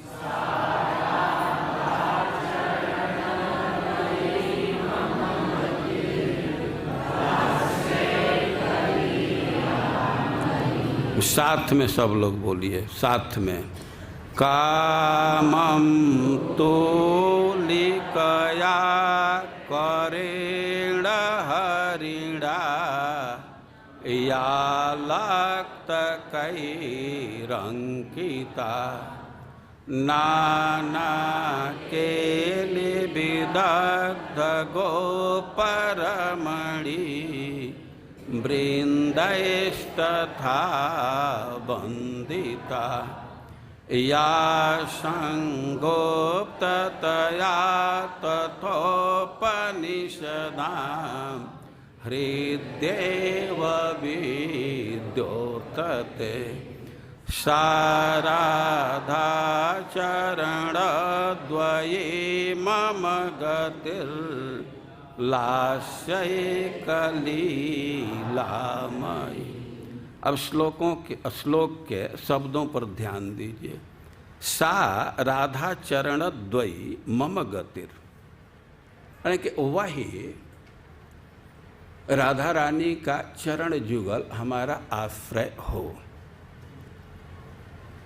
यद्यपि राधा रानी का चरण स्पष्ट दिख रहा है, लेकिन फिर भी कह रहे हैं कि सा, क्योंकि उसकी महिमा अनिर्वचनीय है। आप अभी सुन चुके ये राधा रानी की महिमा वह व्यक्ति भी नहीं जानता है जो सारे शास्त्र का जानकार है। ब्रह्मा जी नहीं जानते हैं, शिव जी नहीं जानते, लक्ष्मी जी नहीं जानती हैं, केवल कृष्ण जानते हैं। और जिसके महिमा अनिर्वचनीय है, और इसलिए कह रहे हैं, सर्वनाम का प्रयोग कर रहे हैं। सा राधा चरण द्वयी मम गति, बहुत आत्मीयता के साथ कह रहे हैं कि वही हमारी गति हो। प्रार्थना कर रहे हैं कि राधा रानी का जुगल चरण हमारा आश्रय बने। अब उस चरण जुगल का वर्णन कर रहे हैं कि कामम तुलिकया करेण हरिणा या अलक्त रंकिता, यानी कि जिस चरण जुगल को कृष्ण आलता से अंकित किए, कामम तुलिकया करेण, दो चीज है का उपयोग कर रहे हैं। वे कूंची से, ब्रश से अलता लगा रहे हैं, करेण हाथ से लगा रहे हैं। वे दो कर्ता का प्रयोग क्यों कर रहे हैं, दो करण का प्रयोग क्यों कर रहे हैं? उसका कारण है कि कृष्ण खूब रच रच करके आलता लगा रहे हैं कामम। वो पहले राधा रानी के चरण को पकड़ते हैं। राधा रानी और किसी ऊंचे स्थान पर बैठी हैं, किसी पत्थर पर बैठ गई, उनका चरण, उनका पांव नीचे लटक रहा है, कृष्ण उनके चरण तक पहुंच जाए तो इसके लिए घुटने के बल बैठ जाते हैं। और अब राधा रानी के चरण को अपने हाथों में पकड़ते हैं, कभी कभी अपनी छाती पर लगाते हैं, उसका चुंबन करते हैं, और उसमें बहुत सुंदर गंध है इसलिए कभी कभी अपने नासिका के समक्ष लाते हैं, कभी अपने ललाट पर रखते हैं। काम जैसे उनकी इच्छा है तो उसके अनुसार उस पर अलता लगा रहे हैं, अपना जी भर करके उसका श्रृंगार कर रहे हैं। इस अर्थ में काम जैसे इच्छा है वैसे कृष्ण कर रहे हैं। और करीण आलता तो लगा रहे हैं कूंची से, ब्रश से, लेकिन उसको हाथ से सहला रहे हैं। पहले हाथ से उसको साफ किए, इसके बाद आलता लगाना प्रारंभ किए और कह रहे हैं कि हरिड़ा, हरि ये करता है, हरि आलता लगा रहे हैं। हरि के द्वारा राधा रानी के जो चरण जुगल अंकित हैं, रंजित हैं, वही हमारी गति हो। और हरि का अर्थ होता है कि जो सारे व्यक्तियों का, सब व्यक्तियों का मन का हरण कर ले, और उसको हरि कहते हैं।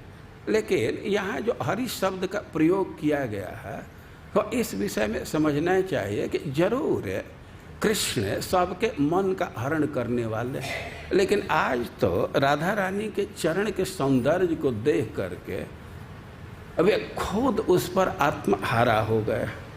वे परम मुग्ध हैं, और इतना मुग्ध हैं कि उसको बार बार छाती में लगा रहे हैं, अपने नासिका में लगा रहे हैं, अपने मस्तक पर धारण कर रहे हैं, और वे मुग्ध हैं उसके शोभा से। या हरि का एक अर्थ होता है कि जो सारे संसार के ताप हरण करने वाले, सारे अमंगल का हरण करने वाले, दुख का हरण करने वाले। लेकिन यहाँ जो हरि शब्द का प्रयोग है इस अर्थ में कि कृष्ण तो राधा रानी के चरण को देख करके सेवा की अभिलाषा से खुद आर्त हैं। उनके हृदय में अभिलाषा की आग धधक रही है, और उसको अपनी छाती पर लगा करके, उसका हाथ से स्पर्श करके, उसको मस्तक पर लगा करके उस चरण के द्वारा ही अपने आरती ज्वाला को शीतल कर रहे हैं। और इस अर्थ में वे हरि है। और कह रहे हैं कि कामम तुलिकया करीण हरिणा या अलक्त रंकिता। अलक्त ही अलताओं से बहुवचन में प्रयोग कर रहे हैं। कृष्ण जब कूंची ले करके राधा रानी के चरण में आलता लगना प्रारंभ किए, सखियां बगल में खड़ी हैं, वे आलता का डिब्बा ले करके फूलों के रस से बनाया हुआ है, लेकिन कूंची लगा से ले करके कृष्ण राधा रानी के चरण में आलता का लेप कर रहे हैं। क्योंकि राधा रानी के चरण का इतना कांति है, वह इतना उज्जवल है कि आलता तो उसमें फीका हो जाता है। वे असंतुष्ट, फिर गोपियों से कहते हैं दूसरा लाओ। अब दूसरा ला करके फिर ट्राई करते हैं कि ये सेट करता है कि नहीं। वो बहुत बहुत आलता मंगा करके लगा रहे हैं, तो इस अर्थ में बहुवचन का प्रयोग कर रहे हैं। बात समझ में आ रही है ना? अलग तक ही बहुत बहुत आलता से रंग रहे। और कामम, वे आलता लगा रहे हैं, ऐसा नहीं कि उंगली से ऐसे खींच दिए। कभी कभी हम लोग देखते हैं कि गांव में नाउन आती है वो तो आधा मिनट में ही फिनिश कर देती है। लेकिन कृष्ण जब आलता लगा रहे हैं तो कुची से हाँ, उसमें आकृति दे रहे हैं, एक लता की आकृति दे रहे हैं, बहुत डिजाइन दे करके रंग रहे हैं। आप देख सकते हैं कोई राधा रानी का श्रृंगार किया गया पैरों का, तो ऐसे नहीं कि एक रेखा जैसा मोटा रेखा खींचती है, उस पर लता का साइज दिया गया। लता है तो उसमें बीच बीच में उसके कुछ और भी वो निकल जाते हैं, डाढ़ निकल जाते हैं, उसमें पत्ता होता है। और लता में केवल पत्ता ही नहीं है, कहीं कहीं कोढ़ी होता है, कहीं कहीं फूल होता है। तो अब कृष्ण सब डिजाइन दे रहे हैं, लता का आकृति दे करके बीच बीच में पत्ता है तो कोढ़ी है, फूल है, सबको वहाँ प्रस्तुत कर रहे हैं कि कामम अब खूब रच रच करके लगा रहे हैं। वो भक्त लोग गाए हैं, भक्त गाए हैं कि घसिया घसिया पाए आलत लगाए ताए। कृष्ण राधा रानी के चरण को पोंछ पोंछ करके आलता लगा रहे हैं और निरख निरख अविराम। आलता तो लगा रहे हैं, लेकिन राधा रानी के चरण की ऐसी शोभा है कि उसको बार बार देख रहे हैं। रचय विचित्र करी चरण हृदय धरी। वे पहले तो राधा रानी के चरण को हृदय पर धारण करते हैं और आलता लगाना प्रारंभ किए तो रच रच करके लगा रहे हैं। तले लेखे अपन अर नाम। अब बहुत बहुत डिजाइन दे करके आलता लगा लिए और उसी में नीचे पेंटर का नाम भी लिख दिए, उसी में कृष्ण। अब नाम लिखे कृष्ण और अब उस चरण के तरफ देख रहे हैं और चरण इतना उज्जवल है कि कृष्ण की अपनी आकृति उसमें दिख रही है। जैसे दर्पण में अपना प्रतिबिंब दिखता है तो राधा रानी के चरणों में कृष्ण का प्रतिबिंब दिख रहा। अब तो प्रतिबिंब देख करके कृष्ण आत्महारा हो गए कि हमारा कितना भारी सौभाग्य है कि राधा रानी के चरणों में हमको स्थान मिल गया, हमको निवास मिल गया। अब इसको देख करके वे एकदम आत्महारा हो गए और तब तक राधा रानी का ध्यान कृष्ण के भाव की तरफ आया। अब राधा रानी देखी कि इतना भाव विभोर हो रहा है और इसका क्या कारण है। कारण पता चलते ही अब तो राधा रानी पैर झटकने लगी, मिटाओ मिटाओ, ये तुम क्या कर रहे हो। अब तो हमको ये सब नहीं चाहिए, हटाओ, सब हटाओ। अब तो कृष्ण भयभीत हो जाते हैं, लेकिन राधा रानी को प्रसन्न करने के लिए अरे ठीक है, आप इसको मत पूछिए, हम खुद पूछ देते हैं, जैसा कहेंगे वैसा कर देंगे।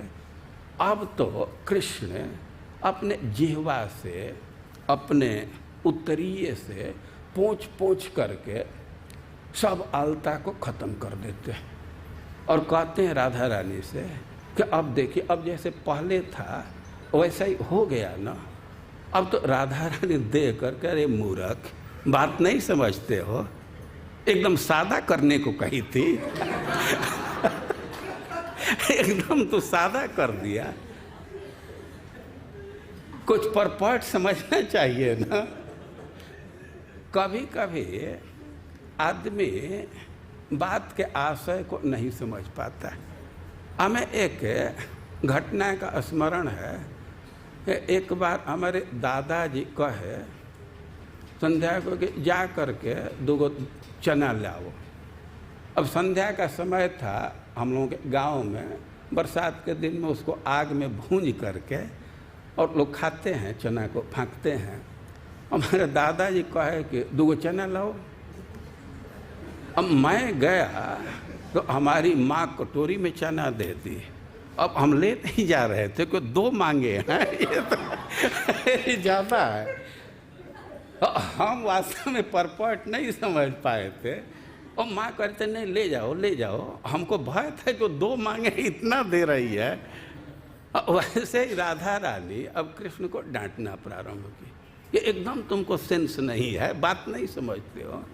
अब राधा रानी फिर से नहीं, कृष्ण फिर से आलता लगाना प्रारंभ करते हैं, लेकिन वे रचना तो कर देते हैं, लेकिन कृष्ण के भाव को देख करके कृष्ण जैसे सरेंडर हैं और जो जो भाव आ रहा है कृष्ण के मन में, अब उसको देख करके राधा रानी खुद भाव विभोर हो जाती है और उनके शरीर से प्रस्वेद निकलने लगता है, अनुभव आता है और इतना पसीना निकलता है कि जो आलता लगाए हैं पसीना के चलते फीका हो जाता है। अपने से तो बहुत रच रच करके लगाए हैं, लेकिन वो फीका हो जाता है। इसी से कह रहे हैं कि अंकिता, अब वो सब धुल गया, केवल दिखाई दे रहा है। अरे भाई रच रच करके लगाए हैं तो रंजिता, खूब शोभित हो रहा है, कुछ ऐसे लिखना चाहिए। इन कह रहे हैं कि ना अंकिता। तो कृष्ण आलता लगाए हैं लेकिन पसीना के चलते धुल गया, थोड़ा थोड़ा दिख रहा है। और नाना केल विदग्ध गोपरमणि वृंदस तथा वंदिता। अब राधा रानी के चरण का वर्णन कर रहे हैं कि जो परिहास करने में बहुत विदग्ध हैं, बहुत एक्सपर्ट हैं, वैसे गोप रमणी समुदायों के द्वारा जो वंदित है, गोपियों के लिए कह रहे हैं कि नाना केल विदग्ध, वे परिहास करने में बहुत दग्ध हैं, विविध प्रकार से हास करती हैं। गोप रमणी, वे गोप के पुत्री हैं। देखिए रमणी प्रायः पत्नी के अर्थ में प्रयोग होता है, लेकिन यहाँ इस अर्थ में नहीं प्रयोग। जैसे देवकी कहते हैं तो देवकी का अर्थ यह नहीं है कि देवक का पत्नी, देवक के पुत्री को देवकी कहते हैं, समझ रहे हैं ना। तो उसी तरह गोप रमणी का अर्थ इतना ही है कि गोप जाति की सखियां हैं, लड़कियां हैं, गोप रमणी। लेकिन गोप रमणी गोप जाति की हैं तो उनका मुंह खुला हुआ है। जो ऊंचे कुल के स्त्रियां होती हैं तो बोलने में संकोच करती हैं, लेकिन तो गोप जाति के खुल करके बोलते हैं, कोई भी बात बोल देती हैं। और उनके विषय में कह रहे हैं कि नाना के लिए विदग्ध, वे बहुत दक्ष हैं विनोद करने में। वे क्या विनोद करते हैं, कितना विनोद है, अब ये सब तो हम लोगों के कल्पना में नहीं आ सकता, लेकिन एक आध उदाहरण से कुछ बात आप समझ सकते हैं। जैसे कृष्ण राधा रानी की सेवा करना चाहते हैं, अलता लगाना चाहते हैं, तो बहुत आसान काम नहीं है। यह कार्य तो राधा रानी की सखियाँ करती हैं, लेकिन कृष्ण इतने लुब्ध हैं कि वे बहुत काकू वचन बोलते हैं।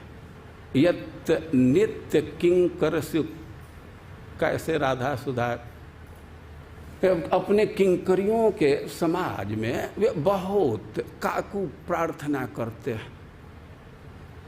अब उनको आलता लगाना है तो गोपियों ने सखियों से जा कर के कहते हैं कि अरे तुम लोग तो रोज लगाती हो, एक दिन हमको अवसर दो। अब गोपियाँ कहती हैं ये कैसे साहस कर दिया, ये पुरुष का काम है कि स्त्री का काम है।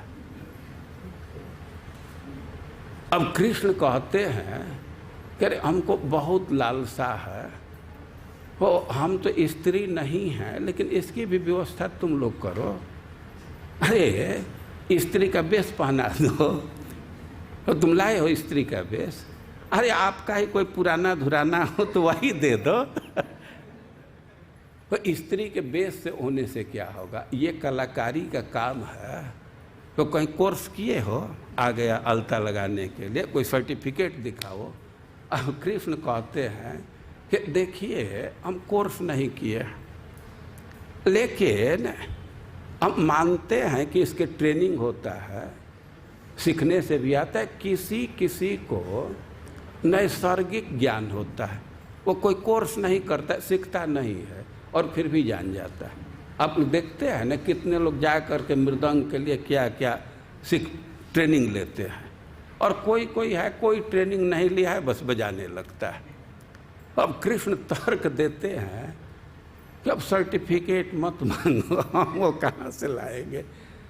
लेकिन भगवान किसी किसी को नैसर्गिक प्रतिभा देते हैं, तो हमको भी प्रतिभा है।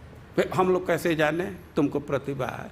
और एक बार अवसर दीजिए, एक बार अवसर दीजिए। और बहुत काकू प्रार्थना करने पर गोपियाँ अवसर दी। अब कृष्ण वो रचना कर रहे हैं तो गोपियाँ और भी विनोद करती हैं। हम आज के शब्दावली में कहें तो हो सकता है कि वे कह रहे हो कि देखो अलता तो लगा रहे हो, लेकिन हम लोग वीडियो बनाएंगे और फेसबुक पर डालेंगे। और कृष्ण मना करने के ना ना ना, यह तो एकदम एकांत का चीज है, ऐसा नहीं होना चाहिए।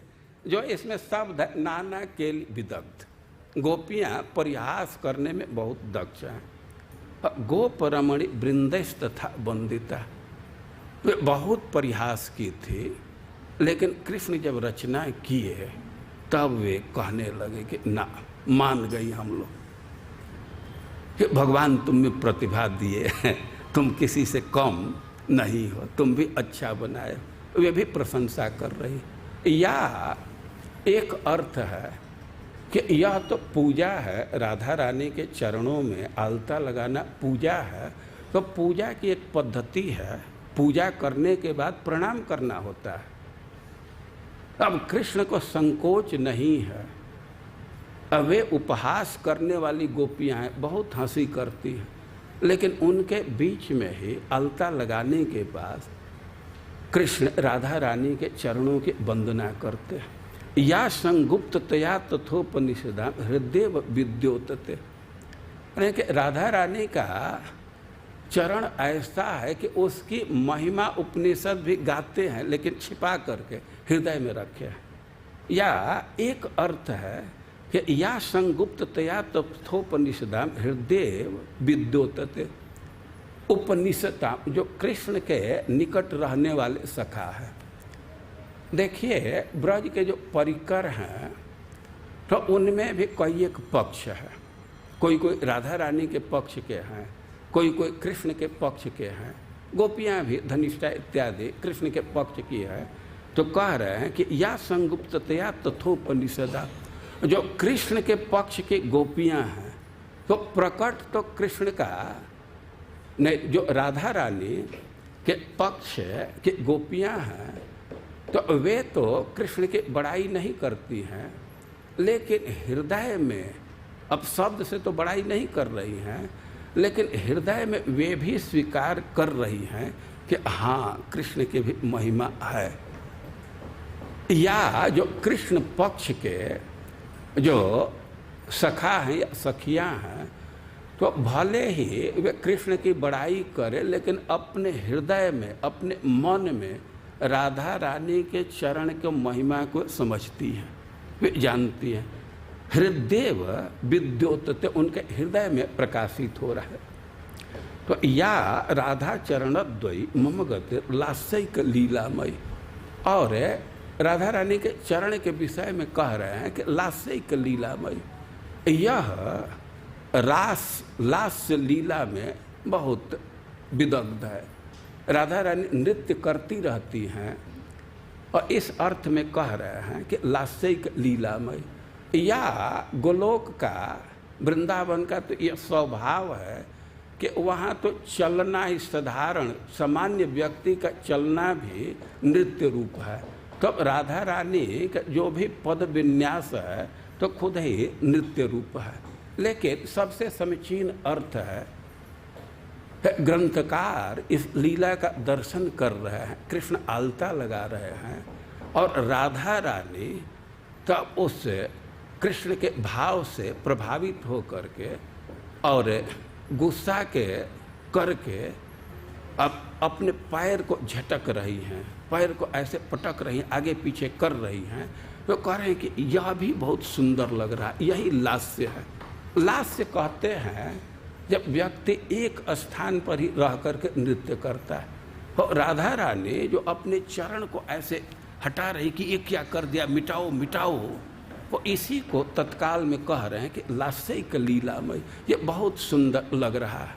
वो राधा रानी के चरण के विषय में कह रहे हैं कि जो लास्यमयी है और कृष्ण विविध प्रकार के अलता से रच रच करके जिसको अंकित किए हैं और गोपियाँ जिसकी वंदना करती हैं, या उपनिषद भी जिसको हृदय में धारण किया उसका वर्णन करता है, प्रकट वर्णन नहीं करता है, छिप करके वर्णन करता है, तो सा राधा चरणद्वयी मम गति, वही राधा रानी का चरण हमारा आश्रय हो। कृष्ण राधा रानी के चरण में आलता लगाते हैं, और कृष्ण ही आलता नहीं लगाते हैं। जो सबसे उन्नत भक्त हैं तो उनकी भी यही स्पृहा होती है कि हमको एक बार अवसर मिले राधा रानी के चरण में आलता लगाने का।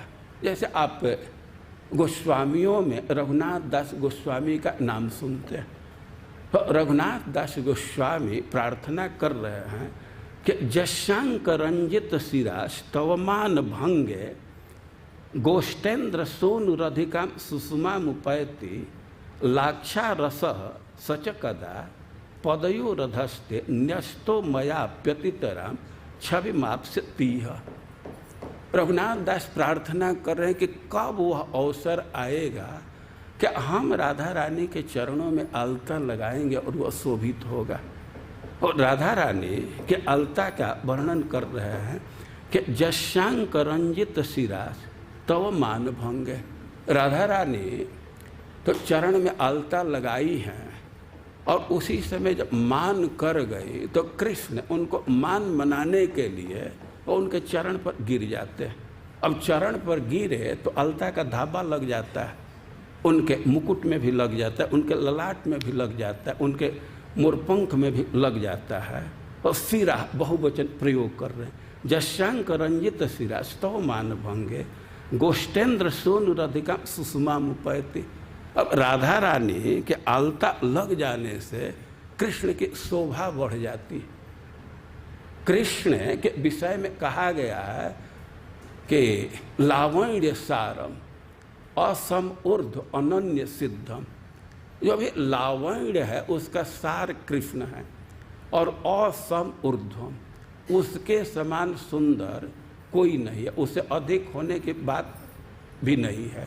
और अनन्य सिद्धम, ऐसा नहीं है कि उनका सौंदर्य किसी साधन से निखारा गया, ये स्वतः सुंदर है।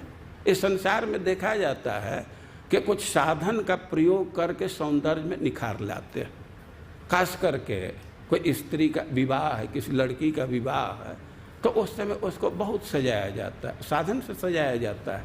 लेकिन कृष्ण के विषय में कह रहे हैं कि अनन्य सिद्ध, कोई साधन से उनका सौंदर्य नहीं निखरा है। कृष्ण की तो यह स्थिति है कि गहना उनके शरीर पर डालने से गहना में निखार आता है।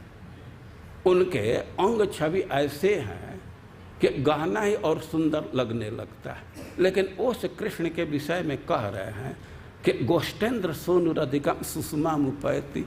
राधा रानी का अलता का धाबा लग जाता है तो उससे उनकी शोभा बढ़ जाती है। और लाक्षा रस सकदा पदयो रधस्ते। रघुनाथ दास गोस्वामी स्पृहा व्यक्त कर रहे हैं कि कब वह दिन आएगा कि हम राधा रानी के चरणों में आलता लगाएंगे, वो शोभित होगा। और ऐसे भक्त लोग भी स्पृहा करते रहते हैं, भगवान आलता लगाते हैं। तो हम लोगों का प्रसंग है कि राधा रानी के समक्ष कृष्ण कुंड के सारे तीर्थ उपस्थित हैं, राधा रानी की स्तुति कर रहे हैं और उसमें कह रहे हैं कि आपके महिमा को तो केवल कृष्ण जानते हैं, और वे आपके पसीना का मार्जन करते हैं, आपके चरणों में आलता लगा करके नुपुर बांधते हैं, और आप थोड़ा सा अपने दृष्टि के एक भाग से भी थोड़ा देख देती हैं तो अपने को कृतार्थ मानते हैं।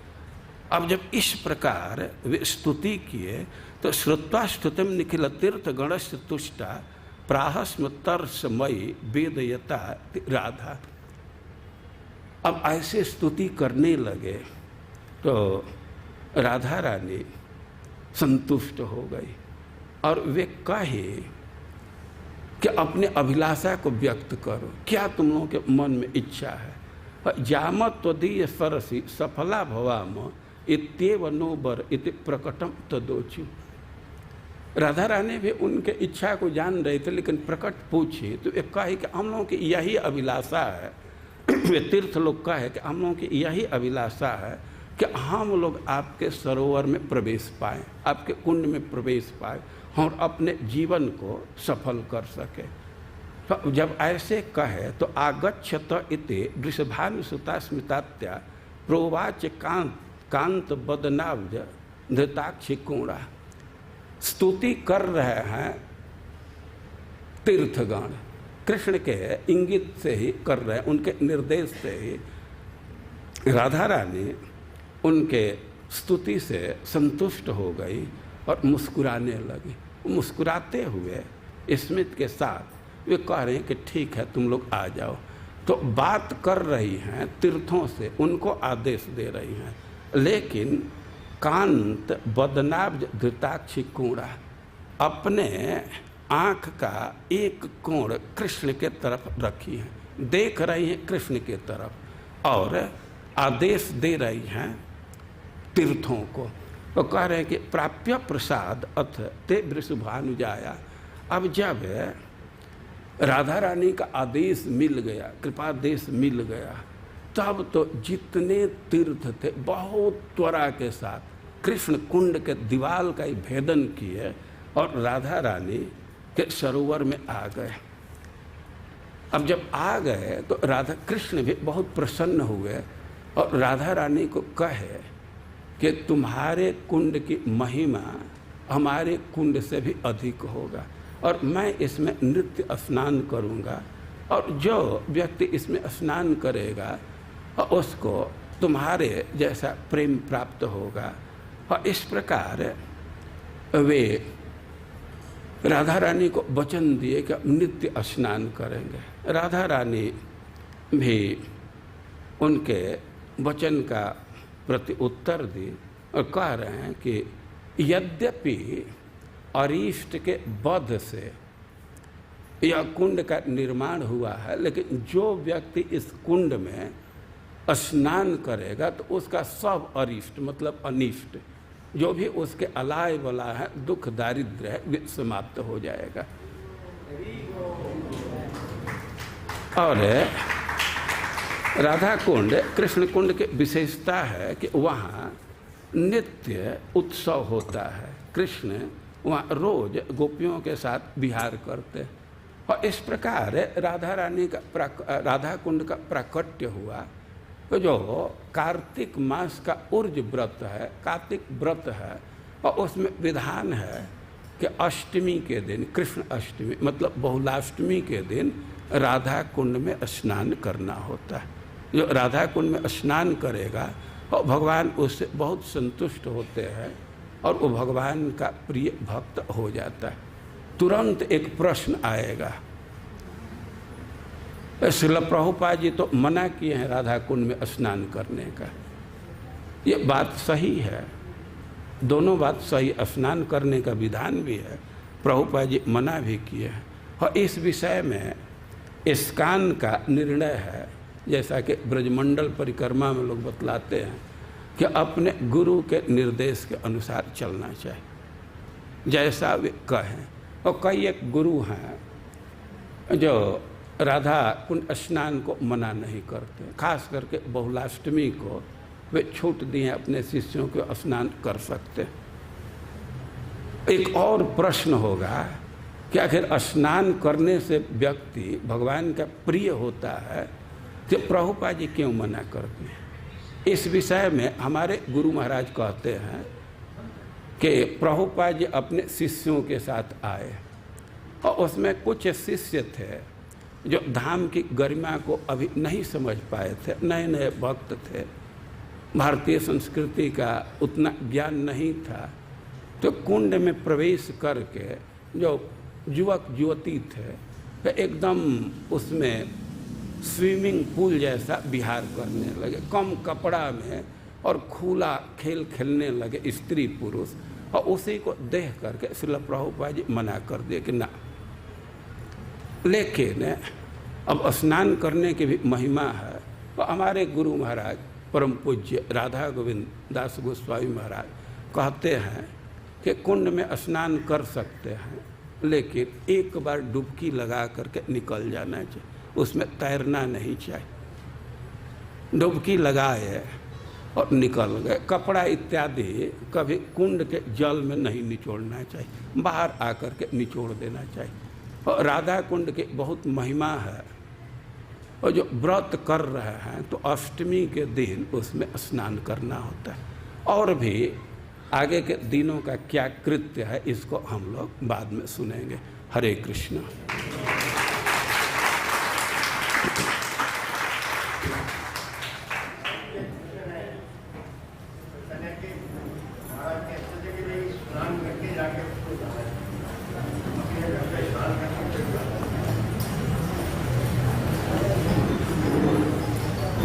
गुरु महाराज